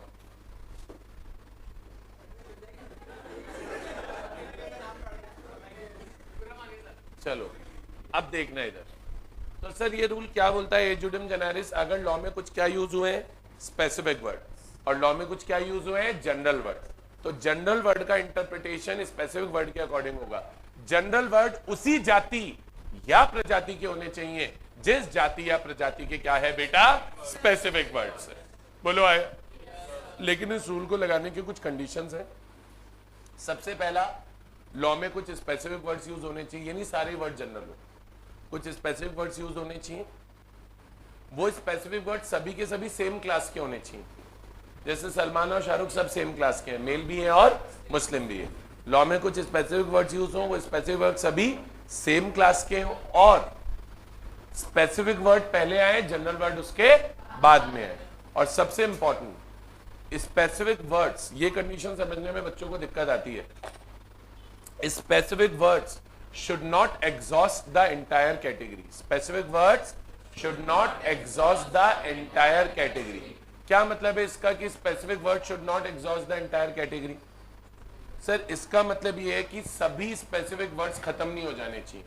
सभी specific words खत्म नहीं हो जाने चाहिए। आज सोचो मैं इस सेंटेंस में ऐसे लिख देता, Salman Khan, Shahrukh Khan, Aamir Khan, Saif Ali Khan, Imran Khan, Irfan Khan, Nawazuddin Siddiqui, Imran Hashmi etcetera are famous Bollywood actor. अब मैंने मेल और मुस्लिम तो सारे लिख दिए, एटसेट्रा में लिखने के लिए कुछ बचा ही नहीं, तो ये रूल लगाओगे कहां से? तो बोले सारे स्पेसिफिक वर्ड्स अगर एग्जॉस्ट हो चुके हैं, खत्म हो चुके हैं, सारे स्पेसिफिक वर्ड लॉ में लिखे हुए हैं, एटसेट्रा में लिखने के लिए कोई स्पेसिफिक वर्ड बचा ही नहीं है, तो इस रूल को लगाया नहीं जा सकता। तो बोले अगर ये रूल लगाना है तो पहली कंडीशन लॉ में स्पेसिफिक वर्ड यूज हुए हो, दूसरी कंडीशन स्पेसिफिक वर्ड सभी सेम क्लास के हो, तीसरी कंडीशन स्पेसिफिक वर्ड पहले आने चाहिए, जनरल वर्ड बाद में आने चाहिए, नेक्स्ट कंडीशन स्पेसिफिक वर्ड से पूरी कैटेगरी एग्जॉस्ट नहीं होनी चाहिए, और एक आखिरी कंडीशन लॉ मेकर का इंटेंशन वर्ड्स को वाइडर मीनिंग देने का नहीं होना चाहिए, बल्कि रिस्ट्रिक्टेड मीनिंग देने का होना चाहिए। सर आज मैं एटसेट्रा में अगर सिर्फ आमिर और सैफ ले रहा हूं तो मैं एटसेट्रा को एक रिस्ट्रिक्टेड छोटा मीनिंग दे रहा हूं, नहीं तो अगर आप वाइडर मीनिंग देने बैठने तो इसमें कियारा अडवाणी, अक्षय कुमार, अमिताभ, विकी, कैटरीना, सॉरी कार्तिक, रणवीर, दीपिका, पंकज, राजकुमार सब आ जाते। समझ गए क्या? अरे समझ गए क्या? तो ये रूल बेटा आपको तब लगाना है, ये रूल बेटा आपको तब लगाना है जब लॉ मेकर का इंटेंशन वर्ड्स को जनरल मीनिंग, वाइडर मीनिंग देने का ना हो, बल्कि लॉ मेकर का इंटेंशन वर्ड्स को रिस्ट्रिक्टेड मीनिंग देने का हो। इसका मैंने एक एक्चुअल एग्जांपल भी लिखा रखा है, देखो वो मैं आपको रीड कराता हूं। जनरल एग्जांपल छोड़ो, पहले इसका एक एक्चुअल एग्जांपल पढ़ते हैं। जैसे कि वर्ड है बेटा, ये बहुत हमारी कंट्री के जितने डिफेंस लॉज हैं उनमें यूज हुआ हुआ है। देखो ऐसे लिखा हुआ है war, civil disturbance and any other cause, ऐसे लिखा हुआ है। यहां पे वॉर और सिविल डिस्टर्बेंस बेटा दोनों क्या हैं? स्पेसिफिक वर्ड्स हैं, और एनी अदर कॉज बेटा क्या है? जनरल वर्ड है। मानते हो? अब सर वॉर और सिविल डिस्टर्बेंस में कॉमन क्या है? ये डिस्प्यूट्स हैं, लड़ाई तो है ये, लेकिन ये पब्लिक नेचर की लड़ाई है। किस नेचर की? तो एनी अदर कॉज में भी कोई भी पब्लिक नेचर की लड़ाई आएगी, जैसे कि राइट्स होना, दंगे फसाद होना, ठीक है, टेररिस्ट अटैक होना, ये सब किसके एग्जाम्पल हैं? पब्लिक डिस्प्यूट्स के। इसमें पर्सनल डिस्प्यूट नहीं आ सकती कि मियाँ बीवी का झगड़ा हो गया, भाई भाई का झगड़ा हो गया, पति पत्नी का झगड़ा हो गया, माँ बाप और बच्चों का झगड़ा हो गया, ये सब तरह की पर्सनल डिस्प्यूट इसमें नहीं आ सकती। इसमें सिर्फ कौन सी डिस्प्यूट आएगी? पब्लिक नेचर की आएगी। In above case any other cause can include other public disputes like riots, but it cannot include personal disputes. बोलो आया क्या? अरे बोलो आया क्या? yes, बोलो आया कि नहीं आया?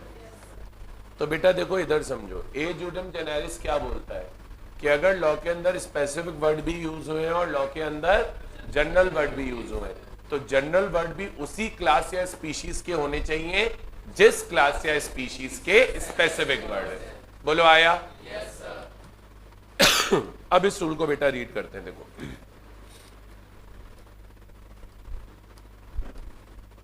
Rule of A जूडम Gennaris, pronunciation है EJUSDEM, ई को ए पढ़ो ज्यू, एस साइलेंट है, डेम, ए जूडम जेनेरिस। इसका मतलब क्या होता है? ऑफ द सेम टाइप और स्पीशीज। एप्लीकेबिलिटी ऑफ रूल, ये रूल कहां लगेगा? ये रूल अप्लाई कब करना है बेटा आपको? ये रूल कहां अप्लाई होगा? This rule shall apply only if all the following conditions are satisfied. क्या क्या कंडीशन सेटिस्फाई करनी है? There must be enumeration, enumeration यानी यूज होने चाहिए क्या? Of some specific words.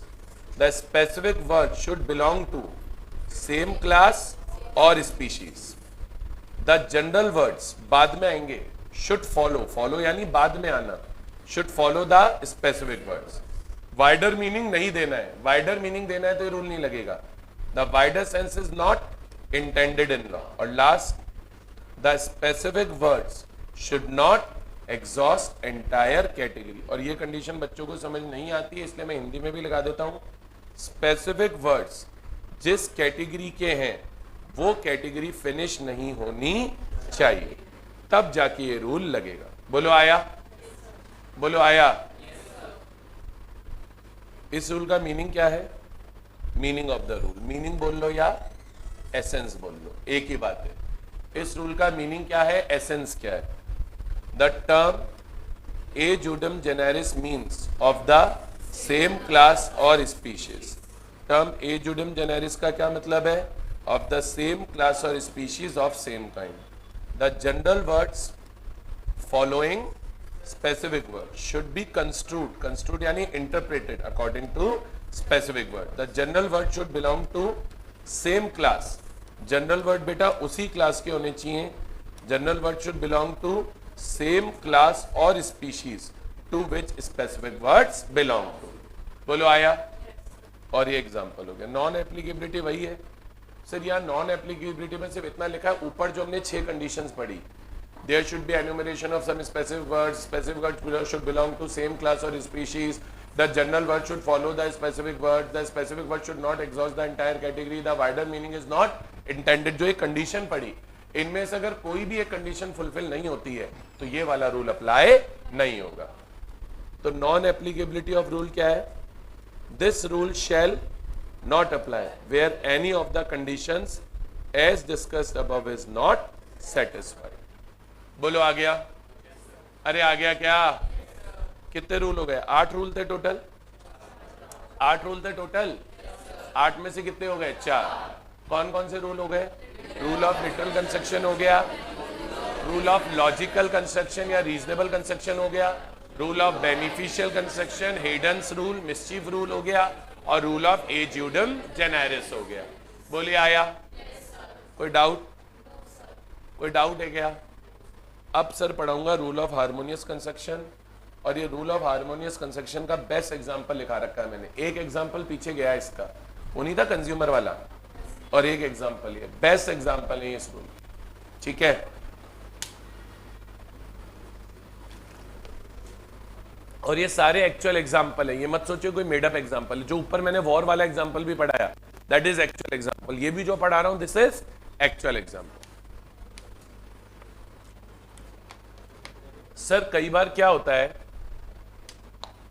कई बार क्या होता है, एक चीज समझना, कई बार ये होता है बेटा, एक लॉ में 2 प्रोविजन बनते हैं, एक लॉ में 2 प्रोविजन बनते हैं, और वो दोनों प्रोविजन आपस में कॉन्ट्राडिक्टरी होते हैं। एक ही लॉ में 2 प्रोविजन बनते हैं और वो दोनों प्रोविजन आपस में कॉन्ट्राडिक्टरी होते हैं। जैसे कंपनीज एक्ट है, कंपनीज एक्ट के 2 सेक्शन आपस में क्या हो गए? कॉन्ट्राडिक्टरी हो गए, आपस में इनकंसिस्टेंट हो गए। मतलब एक बोल रहा है राम तो दूसरा बोल रहा है श्याम। या कई बार होता है एक एक्ट के 2 सेक्शन कॉन्ट्राडिक्टरी नहीं होते, बल्कि 2 एक्ट आपस में कॉन्ट्राडिक्टरी होते हैं। जैसे मैंने ऊपर जो एग्जांपल दिया वो इसका था कि 2 एक्ट आपस में कॉन्ट्राडिक्टरी हैं। जैसे कंपटीशन एक्ट तो बोला कि अगर आप बिजनेस यूज के लिए गुड्स लोगे तो भी कंज्यूमर हो, और आप पर्सनल यूज के लिए गुड्स लोगे तो भी कंज्यूमर हो। लेकिन बेटा कौन सा एक्ट? कंज्यूमर एक्ट बोला कि अगर आप पर्सनल यूज के लिए गुड्स लोगे तो ही कंज्यूमर हो, अगर आप बिजनेस यूज के लिए गुड्स लोगे तो आपको कंज्यूमर माना नहीं जाए। यही तो हुआ। तो बेटा ये जो रूल है, कौन सा रूल है? Rule of harmonious construction. वो तब अप्लाई होता है जब या तो 2 एक्ट आपस में कॉन्ट्राडिक्टरी हो, या एक ही एक्ट के 2 सेक्शन आपस में कॉन्ट्राडिक्टरी हो। जैसे एक ही एक्ट का देखिए एग्जांपल है, पढ़ना। सर हमारे देश में एक एक्ट बना हुआ है, पीपल रिप्रेजेंटेशन एक्ट। ये बेसिकली पॉलिटिकल पार्टीज के रजिस्ट्रेशन का और इलेक्शंस कैसे होंगे इससे रिलेटेड एक्ट है। इसी एक्ट के मैंने 2 सेक्शन लिख के दिए हैं, लिख के आना पेपर में एग्जांपल। जो एक्चुअल एग्जांपल मैं आपको लिखा रहा हूं वो सारे आप पेपर में लिख के आ सकते, कहीं कोई दिक्कत नहीं है। एक पीपल रिप्रेजेंटेशन एक्ट का सेक्शन है 33 का सबसेक्शन 2, और इसी एक्ट का एक दूसरा सेक्शन है 123 का सबसेक्शन 8।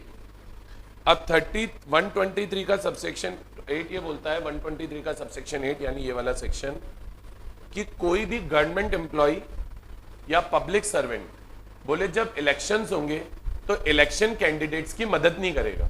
सिंपल सा लॉ है। बोले अगर मैं गवर्नमेंट एम्प्लॉय हूं, गवर्नमेंट सर्वेंट हूं, सरकारी नौकरी करता हूं, तो अगर कोई इलेक्शन में खड़ा हुआ है तो जो बंदा इलेक्शन में खड़ा हुआ है, मेरी जिम्मेदारी है कि मैं उसकी मदद ना करूं। तो government servant can not assist any person in the election. बहुत बढ़िया, बहुत बढ़िया, बहुत बढ़िया, मजा आ गया। फिर 33(2 ये बोलता है कि आप क्या करो, कोई बंदा अगर इलेक्शन में खड़ा होना चाहता है तो उसको नॉमिनेट कर सकते हो। गवर्नमेंट सर्वेंट में nominate name of any person in election. Nominate करना मतलब उसका नामांकन करना कि हाँ इसको खड़ा कर दो इलेक्शन में, बहुत जोरदार आदमी, कर दो इसको खड़ा कर दो इलेक्शन में। बोले खड़ा कर दो, बोले इसको खड़ा कर दो, मैं गवर्नमेंट सर्वेंट हूं और मान लो एमएलए के इलेक्शन हो रहे हैं, एमएलए समझते हो ना, एमएलए के, बोलो अर्चित को खड़ा कर दो, अर्चित, तब मैं इसकी मदद कर रहा हूं कि नहीं कर रहा, मैं इसकी मदद कर रहा हूं कि नहीं कर रहा। 123(8) तो बोल रहा है मदद नहीं करनी, फिर 33 बोला अरे कर दो तुम तो नामांकन। अरे भाई क्या चाहते हो, कॉन्ट्राडिक्टरी बात है नहीं है। 123(8) तो बोल रहा है मदद नहीं करनी, और दूसरी तरफ मैं क्या बोल रहा हूं, अर्चित। अब बताओ किसकी बात मानू, 33 की मानू, 123 की मानू? इधर कुआं उधर खाई, किस में गिर जाए बताओ? कौन बोल रहा है कुएं में गिरना है? कौन बोल रहा है? ये विमांशु। आजा आजा, ये खड़ा भी हो रहा है, इतना बेवकूफ है। चलो तू इतने से पिट गया, रिप्लाई बैक कर अभी यस। चलो तो इधर देखना, लॉ बोल रहा था बेटा। चलो अच्छा देखो, सुनना मेरी बात, मैं क्या बोल, अरे सुन लो यार, क्या ऋषि पीछे क्या देखोगे, बोर्ड में देख लो। चलो बेवकूफ। हाँ दिव्य, ये लेफ्ट आउट फील करता है बेचारा, मैं किसी और से बात करता हूँ, अभी आगे तेरी बात करूंगा। अभी एक अगला रूल आएगा, इसमें तो खैर मौका निकल गया, अगला रूल आएगा सिर्फ तेरी बात करेंगे, ठीक है? ठीक है, अब सुनना मेरी बात। तो अब बताओ किसकी बात माने, 33 की माने 123 की माने? सर मैंने तो 33 की बात मान ली तो 123 नाराज, 123 की मान ली तो 33 नाराज। अब किसी को नाराज थोड़ी ना कर सकते हैं, सबको खुश रखना पड़ता है, सबको खुश रखना पड़ता है। नहीं सही बात है क्या? नहीं गलत है, सही बात है। तो अब देखो सुनो, लॉ बोला, तुम इतना खुश क्यों हो जाते हो? चलो तो देखो सुनना मेरी बात, मैं क्या बोल रहा हूं बेटा, बोर्ड पे फोकस कर लो बेटा। अब मैं सिर्फ अभी मैं रूल ऑफ हार्मोनियस कंस्ट्रक्शन समझा ही नहीं रहा, मैं आपको सिर्फ अभी ये समझा रहा हूं कि ये रूल लगाना कब है। तो बेटा rule of harmonious construction law में तब अप्लाई होता है जब दो प्रोविजंस आपस में कॉन्ट्राडिक्टरी हैं, दो प्रोविजन आपस में कॉन्फ्लिक्टिंग है, दो प्रोविजंस में आपस में लड़ाई है, डिस्प्यूट है, घमासान युद्ध है, तब ये सेक्शन लगेगा। ठीक है, तो आपको कोई पूछे रूल ऑफ हार्मोनियस कंस्ट्रक्शन कब लगाना है, बोले रूल ऑफ हार्मोनियस कंस्ट्रक्शन तब लगाना है जब लॉ के अंदर कॉन्ट्राडिक्शन आ जाए, चाहे सेम एक्ट में आ जाए चाहे डिफरेंट एक्ट में आ जाए। ऊपर जो एग्जांपल था कंज्यूमर वाला वो डिफरेंट एक्ट का था, ये वाला एग्जांपल सेम एक्ट का है। बोलो आया? अब समझो रूल बोलता है क्या। तो सर रूल बोलता है अगर लॉ के दो लीगल प्रोविजंस में आपस में कॉन्ट्राडिक्शन आ जाती है, रूल क्या बोलता है, अगर लॉ के दो लीगल प्रोविजंस में आपस में क्या आ जाती है, कॉन्ट्राडिक्शन आ जाती है, तो फिर बोले आपको लॉ का ऐसा इंटरप्रिटेशन करना है, बोले लॉ का आपको ऐसा इंटरप्रिटेशन करना है, आप लॉ का एक ऐसा इंटरप्रिटेशन करो, आप लॉ की ऐसी व्याख्या करो, ऐसा अनुवाद करो, आप बोले लॉ का ऐसा इंटरप्रिटेशन करो, आप लॉ का ऐसा इंटरप्रिटेशन करो, ऐसी व्याख्या करो, ऐसा अनुवाद करो कि कोई भी लॉ आपस में डिफीट ना हो। डिफीट ना हो मतलब फेल ना हो। बोले एक लीगल प्रोविजन दूसरे लीगल प्रोविजन को डिफीट नहीं कर सकता। मतलब ऐसा नहीं हो सकता कि आप बोलोगे 123 जीत गया, हम तो 123 की बात मानेंगे, 33 बाढ़ में जाए। या आप ऐसा भी नहीं बोल सकते कि 33 जीत गया, हम तो 33 की बात मानेंगे, 123 भाड़ में जाए। लॉ बोला एक लीगल प्रोविजन दूसरे लीगल प्रोविजन को डिफीट नहीं कर सकता, एक लीगल प्रोविजन दूसरे लीगल प्रोविजन को हरा नहीं सकता, एक लीगल प्रोविजन दूसरे लीगल प्रोविजन को डिफीट नहीं करेगा। बोले आपको ऐसा इंटरप्रिटेशन करने की कोशिश करनी है कि सभी प्रोविजंस को लीगल इफेक्ट, सभी प्रोविजंस को लीगल इफेक्ट दिया जा सके। आपको किसी भी प्रोविजन को डेड लेटर नहीं बनाना। डेड लेटर बनाने का मतलब होता है मार देना। आपने 33 को कहा तू भाड़ में जा, मैं तो 123 की बात मानूंगा, या आपने 123 को बोला तू भाड़ में जा, मैं तो 33 की बात मानूंगा। बोले आप दोनों ही चीज नहीं कर सकते। एक प्रोविजन दूसरे प्रोविजन को डिफीट नहीं करेगा, एक प्रोविजन दूसरे प्रोविजन को डेड लेटर नहीं बनाएगा। आपको उन प्रोविजंस में दोस्ती करानी है, हार्मोनी करानी है, संधि करानी है। आपको ऐसा इंटरप्रिटेशन करना है कि दोनों ही प्रोविजंस को लीगल इफेक्ट दिया जा सके। सुप्रीम कोर्ट की रूलिंग आई, सुप्रीम कोर्ट बोली कि आपको पहले तो ये कोशिश करनी चाहिए कि उन लीगल प्रोविजंस को फुल इफेक्ट दे दो। क्या दे दो? और बोले फुल इफेक्ट नहीं दे सकते तो पार्ट इफेक्ट दे दो। फुल इफेक्ट यानी पूरा लागू कर दो, पार्ट इफेक्ट यानी पूरा नहीं तो पार्टली लागू कर दो, पर लागू करो। ये नहीं कि उसको जीरो बना दिया, डेड लेटर बना दिया, डिफीट कर दिया, आग लगा दी, गड्ढे में दबा दिया, वो नहीं करना। बोलो आ रहा है क्या? अब सोचो इसका प्रैक्टिकल इंटरप्रिटेशन कैसे हुआ। लॉ ने बोला इन दोनों प्रोविजंस का कंबाइंड इंटरप्रिटेशन ये होगा कि government servant can not assist any person in the election except word add किया, except by way of nominating name of a person in election. मतलब देखो 133 को तो फुल इफेक्ट हो गया। इन्होंने बोला कि गवर्नमेंट सर्वेंट किसी की इलेक्शन में मदद नहीं करेगा एक्सेप्ट नॉमिनेटिंग। बोले नॉमिनेटिंग कर लो, बाकी मदद नहीं करनी। तो नॉमिनेटिंग कर लो तो इसको तो फुल इफेक्ट मिल गया, ये तो पूरा लागू हो गया। और इसको पार्ट इफेक्ट मिल गया, पूरा तो लागू नहीं हुआ। पूरा लागू होता तो आप कैसे भी मदद नहीं कर पाते। आपने सिर्फ क्या करा, एक एक्सेप्शन करा और बोले बाकी केस में आपको मदद नहीं करनी। तो अगला ये भी खुश और अगला ये भी खुश, ना ये डेड लेटर बना ना ये डेड लेटर बना। बोलो आया? वैसे कोपरा का करूं, कोपरा का कंज्यूमर प्रोटेक्शन एक्ट, कोपरा का। कोपरा ने बोला पर्सनल यूज, कंपटीशन एक्ट ने बोला पर्सनल एंड बिजनेस यूज। तो कंबाइंड इंटरप्रिटेशन ये, जो बंदा बिजनेस यूज के लिए ले रहा है उसे सिर्फ वो वाले कंज्यूमर राइट्स दो जो कंपटीशन एक्ट में मिलते हैं, और जो बंदा पर्सनल यूज के लिए ले रहा है उसको कोपरा वाले भी राइट्स दे दो और कंपटीशन वाले भी दे दो। मतलब आज अगर मैंने कुछ बिजनेस यूज के लिए लिए तो मुझे एक ही एक्ट के राइट्स मिलेंगे, और यही चीज मैंने पर्सनल यूज के लिए ली तो दोनों के राइट्स मिलेंगे। तो दोनों खुश, कोपरा भी खुश और कंपनी भी खुश, सॉरी कंपटीशन एक्ट भी खुश। बोलो आया? इसी को बोलता है रूल ऑफ हार्मोनियस कंस्ट्रक्शन। आया क्या? किसी प्रोविजन को डेड लेटर नहीं बनाना, किसी प्रोविजन को डिफीट नहीं करना, सब प्रोविजन के बीच में संधि, हार्मनी, दोस्ती करा के चलनी है। और संधि, हार्मनी, दोस्ती नहीं हो सकती है तो एक काम करो, जिनको फुल इफेक्ट दे सकते हो फुल इफेक्ट दो, जिनको फुल इफेक्ट नहीं दे सकते उनको पार्ट इफेक्ट दो। बोलो आया? बोलो आया? नहीं आया? आ गया। लेकिन लॉ बोला मान लो आपने सब कोशिश कर ली, फुल इफेक्ट, पार्ट इफेक्ट, ये इफेक्ट, वो इफेक्ट, सब कोशिश कर ली, हो ही नहीं पा रहा हार्मोनियस कंस्ट्रक्शन, हो ही नहीं पा रहा। अब क्या करें? तो रूल बोला भैया एक काम करो, जो लॉ बाद में बना है, जैसे मान लो ये बना 2016 में, ये बना 2015 में, अज्यूम कर लो एक बार। जैसे कंपटीशन एक्ट बना 2002 में और कंज्यूमर प्रोटेक्शन एक्ट बना 1986 में, तो बाद में कौन सा बना? Competition act. बोले जो एक्ट बाद में बना है वो पहले वाले को ओवरराइड कर दे। ओवरराइड कर दे मतलब डिफीट कर दे, मार दे।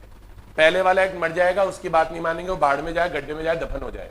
फिर जो नया एक्ट बना है बस उसी की बात मानेंगे। अगर हार्मोनियस कंस्ट्रक्शन नहीं हो पा रहा है तो उस केस में लेटर एक्ट विल ओवरराइड यानी डिफीट द अर्लियर एक्ट। बोलो आया? और फिर आप बोलो सर सेम टाइम पे बने हो तो, अब ये दो सेक्शन सेम टाइम पे बने होते तो 2016 फिर क्या? तो फिर बोला जो एक्ट में सेक्शन बाद में आएगा वो पहले वाले सेक्शन को ओवरराइड करेगा। अब मुझे बताओ एक्ट में बाद में कौन सा सेक्शन आएगा? 123। ऑब्वियस सी बात है सर, ऑब्वियस है ना। ये प्रियांशी कंफ्यूज है इसलिए बता रहा हूं मैं, ऐसे देख रही थी और तो भी बाद में आएगा ना, पहले थोड़ी आ जाएगा। 33 की तो बाद में आएगा, 128 अभी तक। तो फ्यूचर में आप कोई नई मैथमेटिक्स लिखो तो पता नहीं। तो भैया इन्होंने बोला अगर सेम टाइम पे बने तो जो सेक्शन बाद में आएगा वो पहले वाले को ओवरराइड करेगा, और अलग अलग टाइम पे बने तो जो बाद में बनाए वो पहले वाले को ओवरराइड करेगा। ये तब है जब हार्मोनियस कंस्ट्रक्शन पॉसिबल नहीं है। बोलो आया? अरे आया क्या? नहीं आया ना? नहीं आया ना? नहीं आया ना? मतलब ये रूल क्या बोला? मैं तो फिर बोलूंगा, आप बोर हो जाओ, छोड़ जाओ, क्लास छोड़ जाओ। पहले आपसे कोई पूछे, बैठ जाओ, बैठ। सर आपसे कोई बोले रूल ऑफ हार्मोनियस कंस्ट्रक्शन कब लगाना है, तब बोलेंगे कि रूल ऑफ हार्मोनियस कंस्ट्रक्शन तब लगाना है जब लॉ को बनाने का sorry rule of harmonious construction तब लगाना है जब दो लॉ आपस में कॉन्ट्राडिक्टरी हैं, आपस में इनकंसिस्टेंट है, एक दूसरे से भिड़ रहे हैं, तब बोले रूल लगाना है। फिर ये रूल क्या बोलता है, बोले जो प्रोविजन आपस में लड़ रहे हैं, एक प्रोविजन दूसरे को डिफीट नहीं कर सकता, एक प्रोविजन दूसरे प्रोविजन को डेड लेटर में कन्वर्ट नहीं कर सकता। आपको ये कोशिश करनी है कि एक प्रोविजन दूसरे को डिफीट ना करे और दोनों के दोनों प्रोविजन जीत जाएं। और इन्होंने सुप्रीम कोर्ट ने बोला पहले तो ये कोशिश करो कि जो कॉन्फ्लिक्टिंग प्रोविजन है उन्हें फुल इफेक्ट दे दो, और बोले अगर कॉन्फ्लिक्टिंग प्रोविजंस को फुल इफेक्ट नहीं दे सकते तो उनको पार्ट इफेक्ट दे दो। और ये रूल जहां नहीं लग पा रहा, मतलब जहां हार्मोनियस कंस्ट्रक्शन नहीं हो पा रहा, वहां पे जो प्रोविजन बाद में बना है वो पहले वाले को ओवरराइड करेगा, और सेम टाइम पे बनाए तो जो प्रोविजन एक्ट में बाद में आएगा वो पहले वाले प्रोविजन को ओवरराइड करेगा। बोलो आया? अब ये रूल सर लगाना ही नहीं है।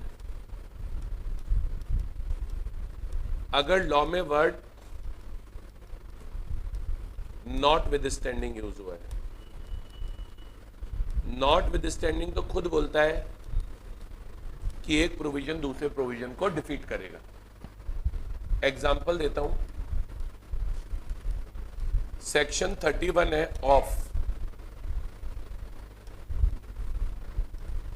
Banking regulation act 1949। वो ये बोलता है balance sheet of banking company will be prepared as per Banking Regulation Act, notwithstanding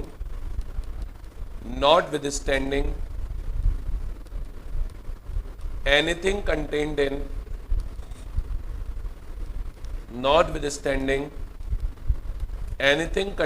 in companies act 2013। Again actual example दे रहा हूं सर, बैंकिंग कंपनीज पे कंपनीज एक्ट भी लगता है और बैंकिंग कंपनीज पे बैंकिंग रेगुलेशन एक्ट 1949 भी लगता है। जैसे HDFC ले लो, HDFC एक बैंकिंग कंपनी है तो HDFC पे बैंकिंग रेगुलेशन एक्ट 1949 भी लगेगा और HDFC पे कंपनीज एक्ट 2013 भी लगेगा। अब सर कंपनीज एक्ट में बैलेंस शीट का फॉर्मेट बिल्कुल अलग है और बैंकिंग रेगुलेशन एक्ट में बैलेंस शीट का फॉर्मेट बिल्कुल अलग है, तो कॉन्ट्राडिक्टरी प्रोविजन हो गए। अब बेचारी बैंकिंग कंपनी परेशान हो रही है कि हम कंपनीज एक्ट के अकॉर्डिंग बैलेंस शीट बनाए या बैंकिंग रेगुलेशन एक्ट के अकॉर्डिंग बनाए। तो बैंकिंग रेगुलेशन एक्ट ने खुद बोल दिया कि banking regulation act companies act को डिफीट करेगा। वो बोलता है balance sheet of banking company prepare होनी है किसके अकॉर्डिंग, बैंकिंग रेगुलेशन एक्ट के अकॉर्डिंग। भाड़ में जाए, नॉट विदस्टैंडिंग यानी इररेलेवेंट है, कोई फर्क नहीं पड़ता कि क्या लिखा हुआ है, anything contained in companies act. Section 31 of BRA act खुद बोल रहा है कि कंपनीज एक्ट में क्या लिखा है हमें इससे कोई मतलब नहीं है, वो नॉट विदस्टैंडिंग है, वो इररेलेवेंट है। बैंकिंग कंपनी अपनी बैलेंस शीट बैंकिंग एक्ट के अकॉर्डिंग ही बनाएगी। तो यहां पे अब दोनों एक्ट का कॉन्ट्राडिक्शन था, पर हमें हार्मोनियस कंस्ट्रक्शन करने की जरूरत ही नहीं है क्योंकि यहां पे लॉ खुद बोल रहा है कि एक एक्ट दूसरे एक्ट को डिफीट करेगा। तो इन्होंने बोला जहां पे लॉ में वर्ड क्या यूज हो रहा है, नॉट विदस्टैंडिंग यूज हो रहा है, तो वहां बाय डिफॉल्ट एक ओवरराइडिंग इफेक्ट क्रिएट होता है। बाय डिफॉल्ट एक्ट बोलता है कि ये वाला प्रोविजन दूसरे वाले प्रोविजन को ओवरराइड करेगा। तो जहां लॉ खुद बोल रहा है ओवरराइड कर दो, लॉ खुद बोल रहा है डिफीट कर दो, लॉ खुद बोल रहा है मार दो तो मार दो, फिर ये रूल लगाने की जरूरत नहीं है। बोलो आया? अब जाके मेरी तरफ से खत्म होता है रूल ऑफ हार्मोनियस कंस्ट्रक्शन। आया नहीं आया समझ में, ये बता दो। अरे आया क्या? पढ़ो।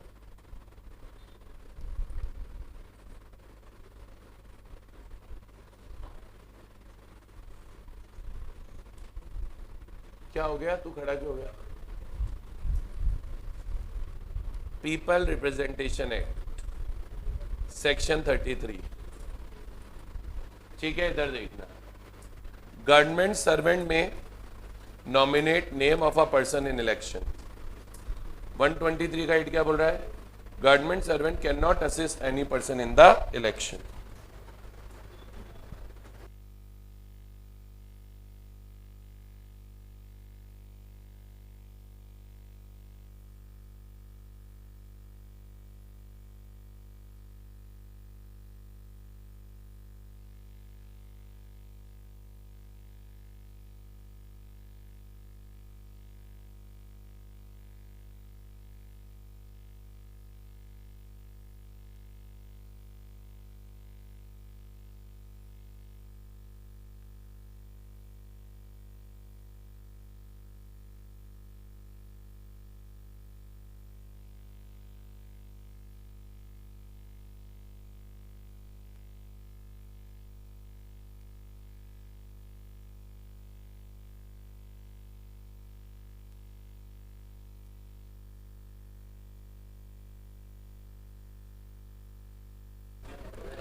हाँ भाई, government servant can not assist any person in the election.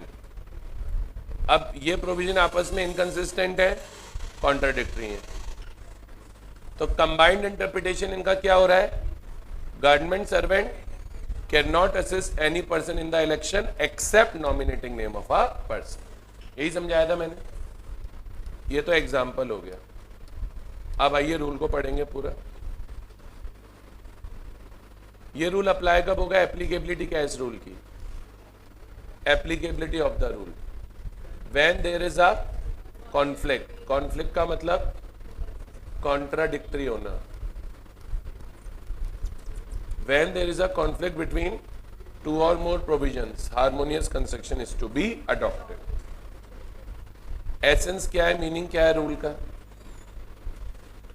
when two conflicting provisions, when two conflicting provision एक ही मैटर पे बने हुए, relate to same subject matter, they should be reconciled. reconciled यानी उनकी दोस्ती करानी है, संधि करानी है, and effect should be given to both of them.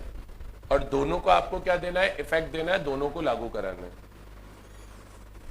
The interpretation which produces greatest harmony, बोले जो इंटरप्रिटेशन करने से सबसे ज्यादा दोस्ती, यारी, हार्मनी आए वो बेस्ट है, एंड लीस्ट इनकंसिस्टेंसी, और एकदम कम इनकंसिस्टेंसी आए, should be considered. Supreme court ने इसमें पूरा प्रोसेस बताया। Method of applying this rule, the method of applying this rule was discussed by supreme court in decided case of Sultana Begum versus Premchand Jain, which is as under. अब इसी case में सारी बातें आई थी कि पहले फुल इफेक्ट दे दो, फुल इफेक्ट नहीं दे पा रहे तो पार्ट इफेक्ट दे रहे हो, और लग रहा है कि हार्मोनियस कंस्ट्रक्शन कर ही नहीं सकते, जो एक बाद में बना था वो पहले वाले को ओवरराइड करेगा। ये सब इस केस में आया, सुल्ताना बेगम वर्सेस प्रेमचंद जैन। ये पॉइंट क्या बोला?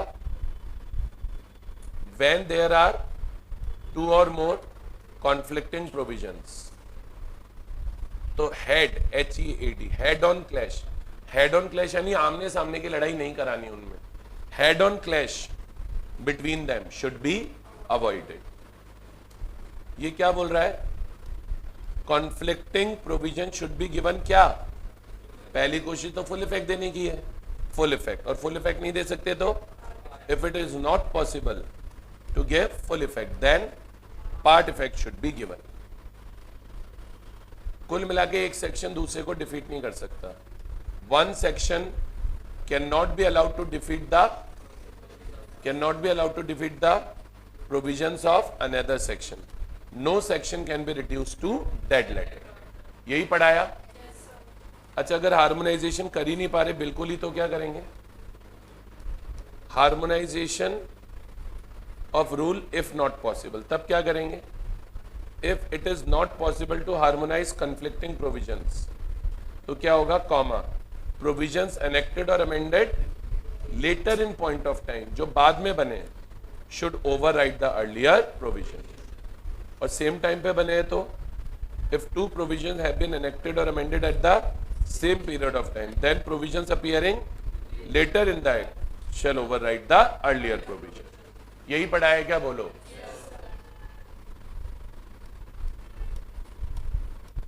और लास्ट आती है इसकी नॉन एप्लीकेबिलिटी। ये रूल कहां नहीं लगाना, नॉन एप्लीकेबिलिटी।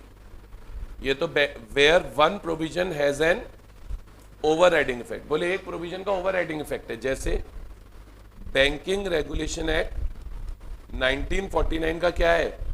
ओवरराइडिंग इफेक्ट है over other provision. Other provision कौन सा हो गया?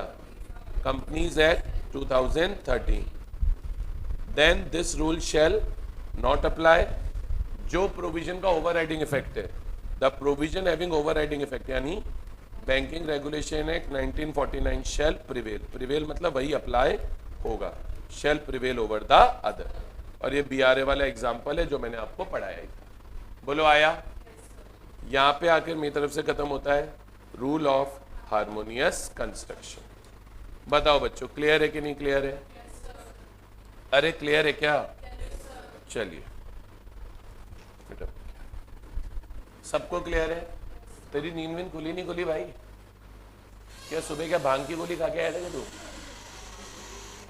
भाई लीगल भी है ना भांग की गोली खाना, तो खा के देख एक बार, तेरे पे शायद काउंटर रिएक्शन होगा, जहरी जहर को काटता है।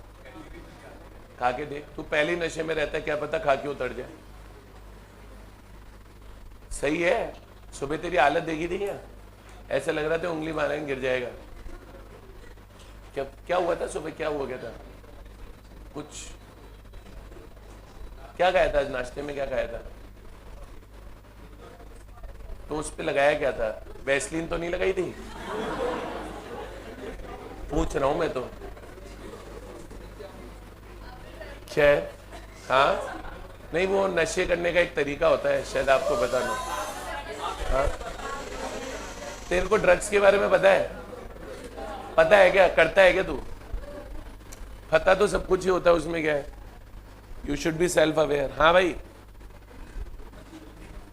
ये डिस्कस करी, बोले मैंने लगाई थी, मजा आया था।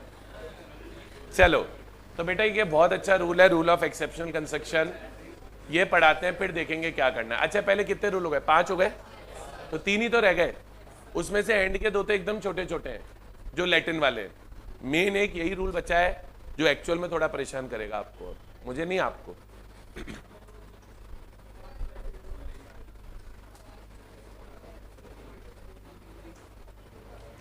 पढ़े बेटा, आओ, आ जाओ आ जाओ आ जाओ।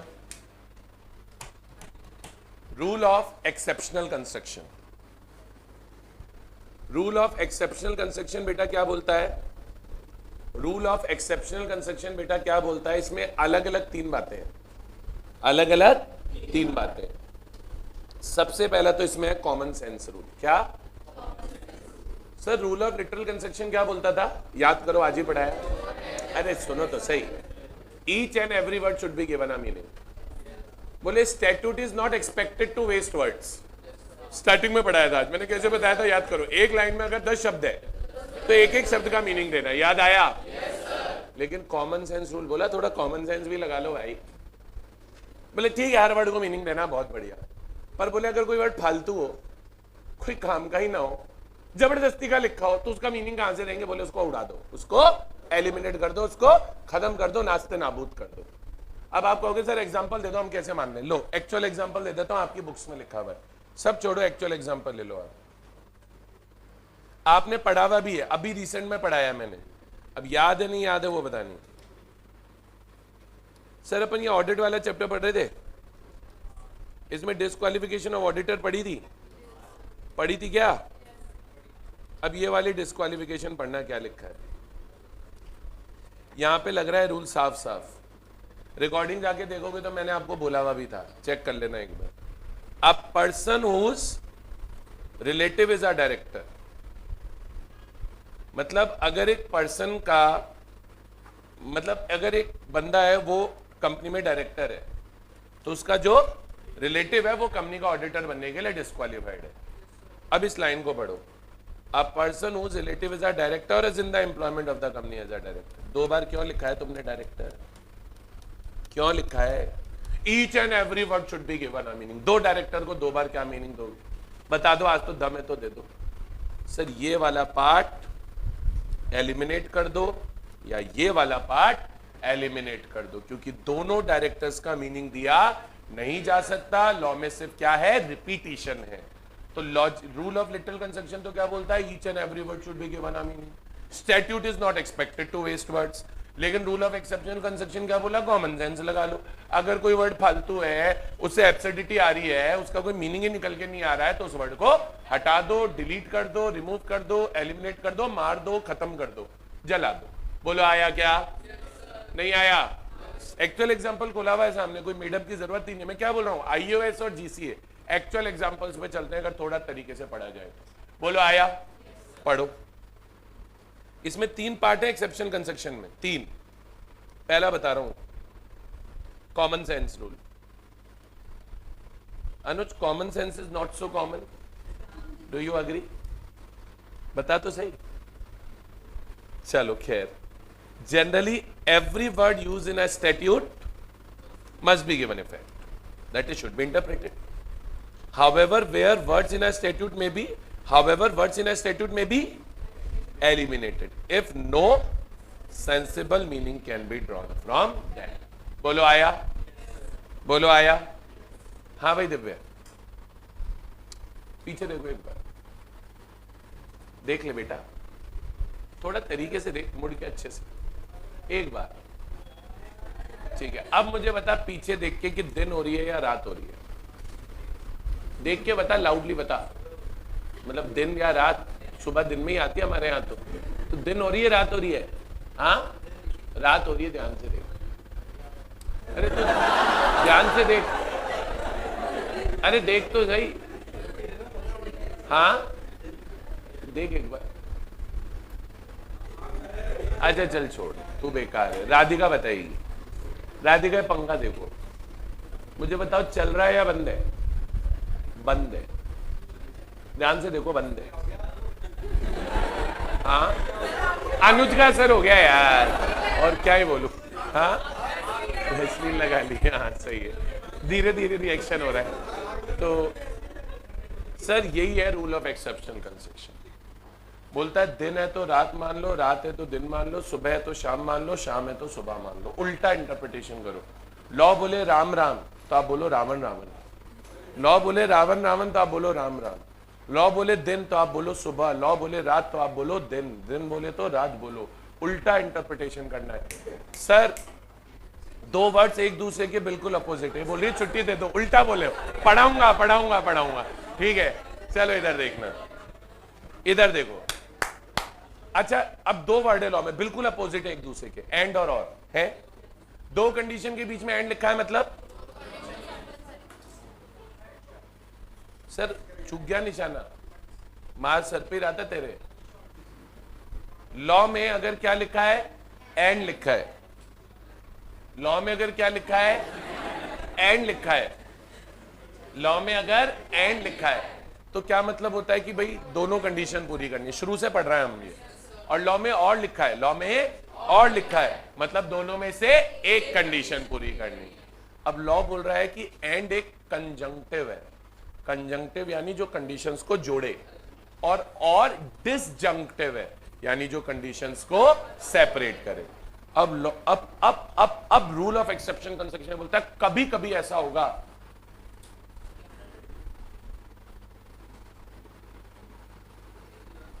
Sir rule of exceptional construction बोलता है कि कभी कभी ऐसा होगा। मनांशु क्लास में मजाक ऐसा होता है जो अच्छा लगता है, वो नहीं होता जो अच्छा नहीं लगता। मैं क्या बोल रहा हूं, सुनना मेरी बात ध्यान से। मैं सुनना मेरी बात ध्यान से, क्या बोल रहा हूं सर? मैं ये बोल रहा हूं कि एंड एक कंजंक्टिव है और एक डिसजंक्टिव है। और दो कंडीशंस को सेपरेट करता है, एंड दो कंडीशंस को ज्वाइन करता है। अब बोले कभी कभी ऐसा होगा, लॉ मेकर लिखना तो एंड चाह रहा होगा पर उसने ब्रेड पे लगाई होगी वैसलीन, तो गलती से क्या लिख दिया होगा? और लिखना चाह रहा होगा एंड, लिख दिया होगा और। तो बोले हम और को और नहीं मानेंगे, हम और को एंड मानेंगे। और इसका मैं एक्चुअल एग्जांपल दे देता हूं आपको। स्मॉल कंपनी की डेफिनेशन है, उसमें एक कंडीशन पेड अप कैपिटल की और एक कंडीशन टर्नओवर की है। दोनों कंडीशंस के बीच में जब ओरिजिनली डेफिनेशन बनी थी, ओरिजिनली, तब और लिखा हुआ था। गूगल कर लेना, आप मेरी बात पे विश्वास ना हो तो गूगल कर लेना। और पर वो गलती से लिखा गया था। गवर्नमेंट ये चाहती थी कि दोनों कंडीशन पूरी हो, गलती से उन्होंने और लिख दिया। तो काफी टाइम तक उस और को लिखा लॉ में और ही था, लेकिन इंटरप्रिटेशन एंड मान के किया जा रहा था। फिर 2017 में, 13 से 17 तक, 4 साल तक ऐसा चला। फिर 2017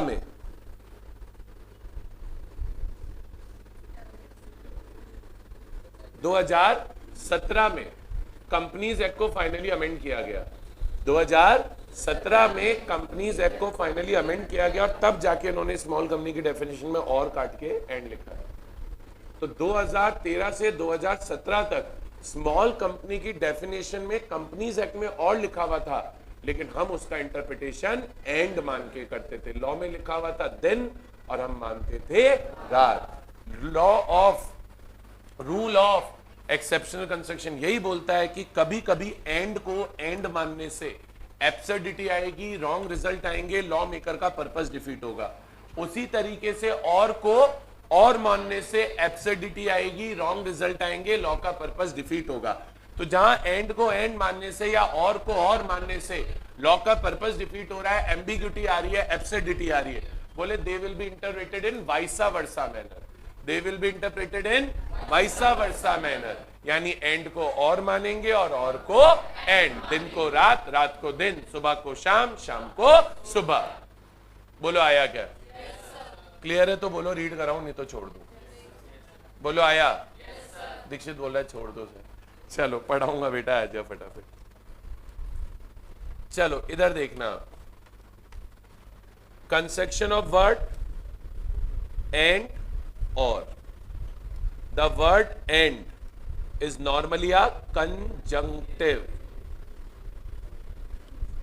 Conjunctive, that is, if two or more provisions are connected by and, then all such provisions must be satisfied.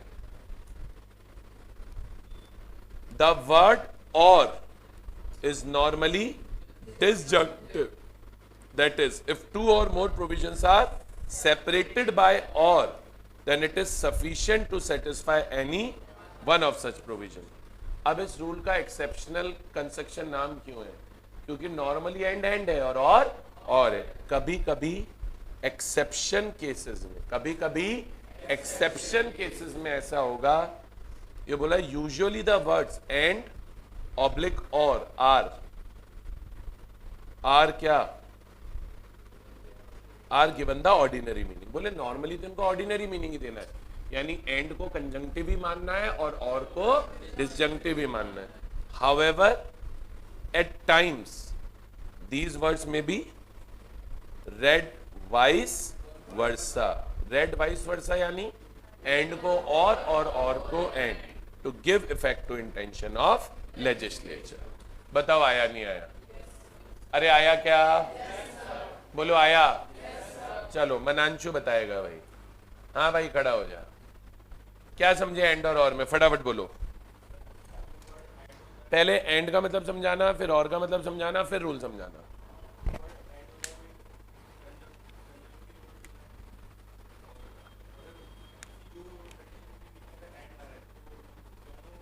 Very good, absolutely correct. And conjunctive है, और आप ऐसे ही याद रखो जैसे बोल रहा है। ये चैप्टर मुझे बताओ हार्ड लगा क्या अभी तक आपको? सर ये आप पूछना अपने काउंटर पार्ट से जो बच्चे इधर उधर पढ़ते हो कितना हार्ड लगता है। और एकदम इजी सा चैप्टर है, कुछ भी नहीं है, सिर्फ एक बार क्या आना चाहिए, समझ में आना चाहिए। अब समझ रहे हो मनांशु इसका नाम एक्सेप्शनल क्यों पड़ा? इस रूल का नाम एक्सेप्शनल कंसेक्शन क्यों है? क्योंकि नॉर्मली एंड होगा और यू।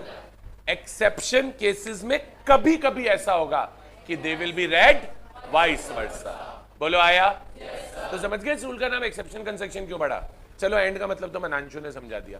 नेक्स्ट आप खड़े हो निखिल, यश, निखिल।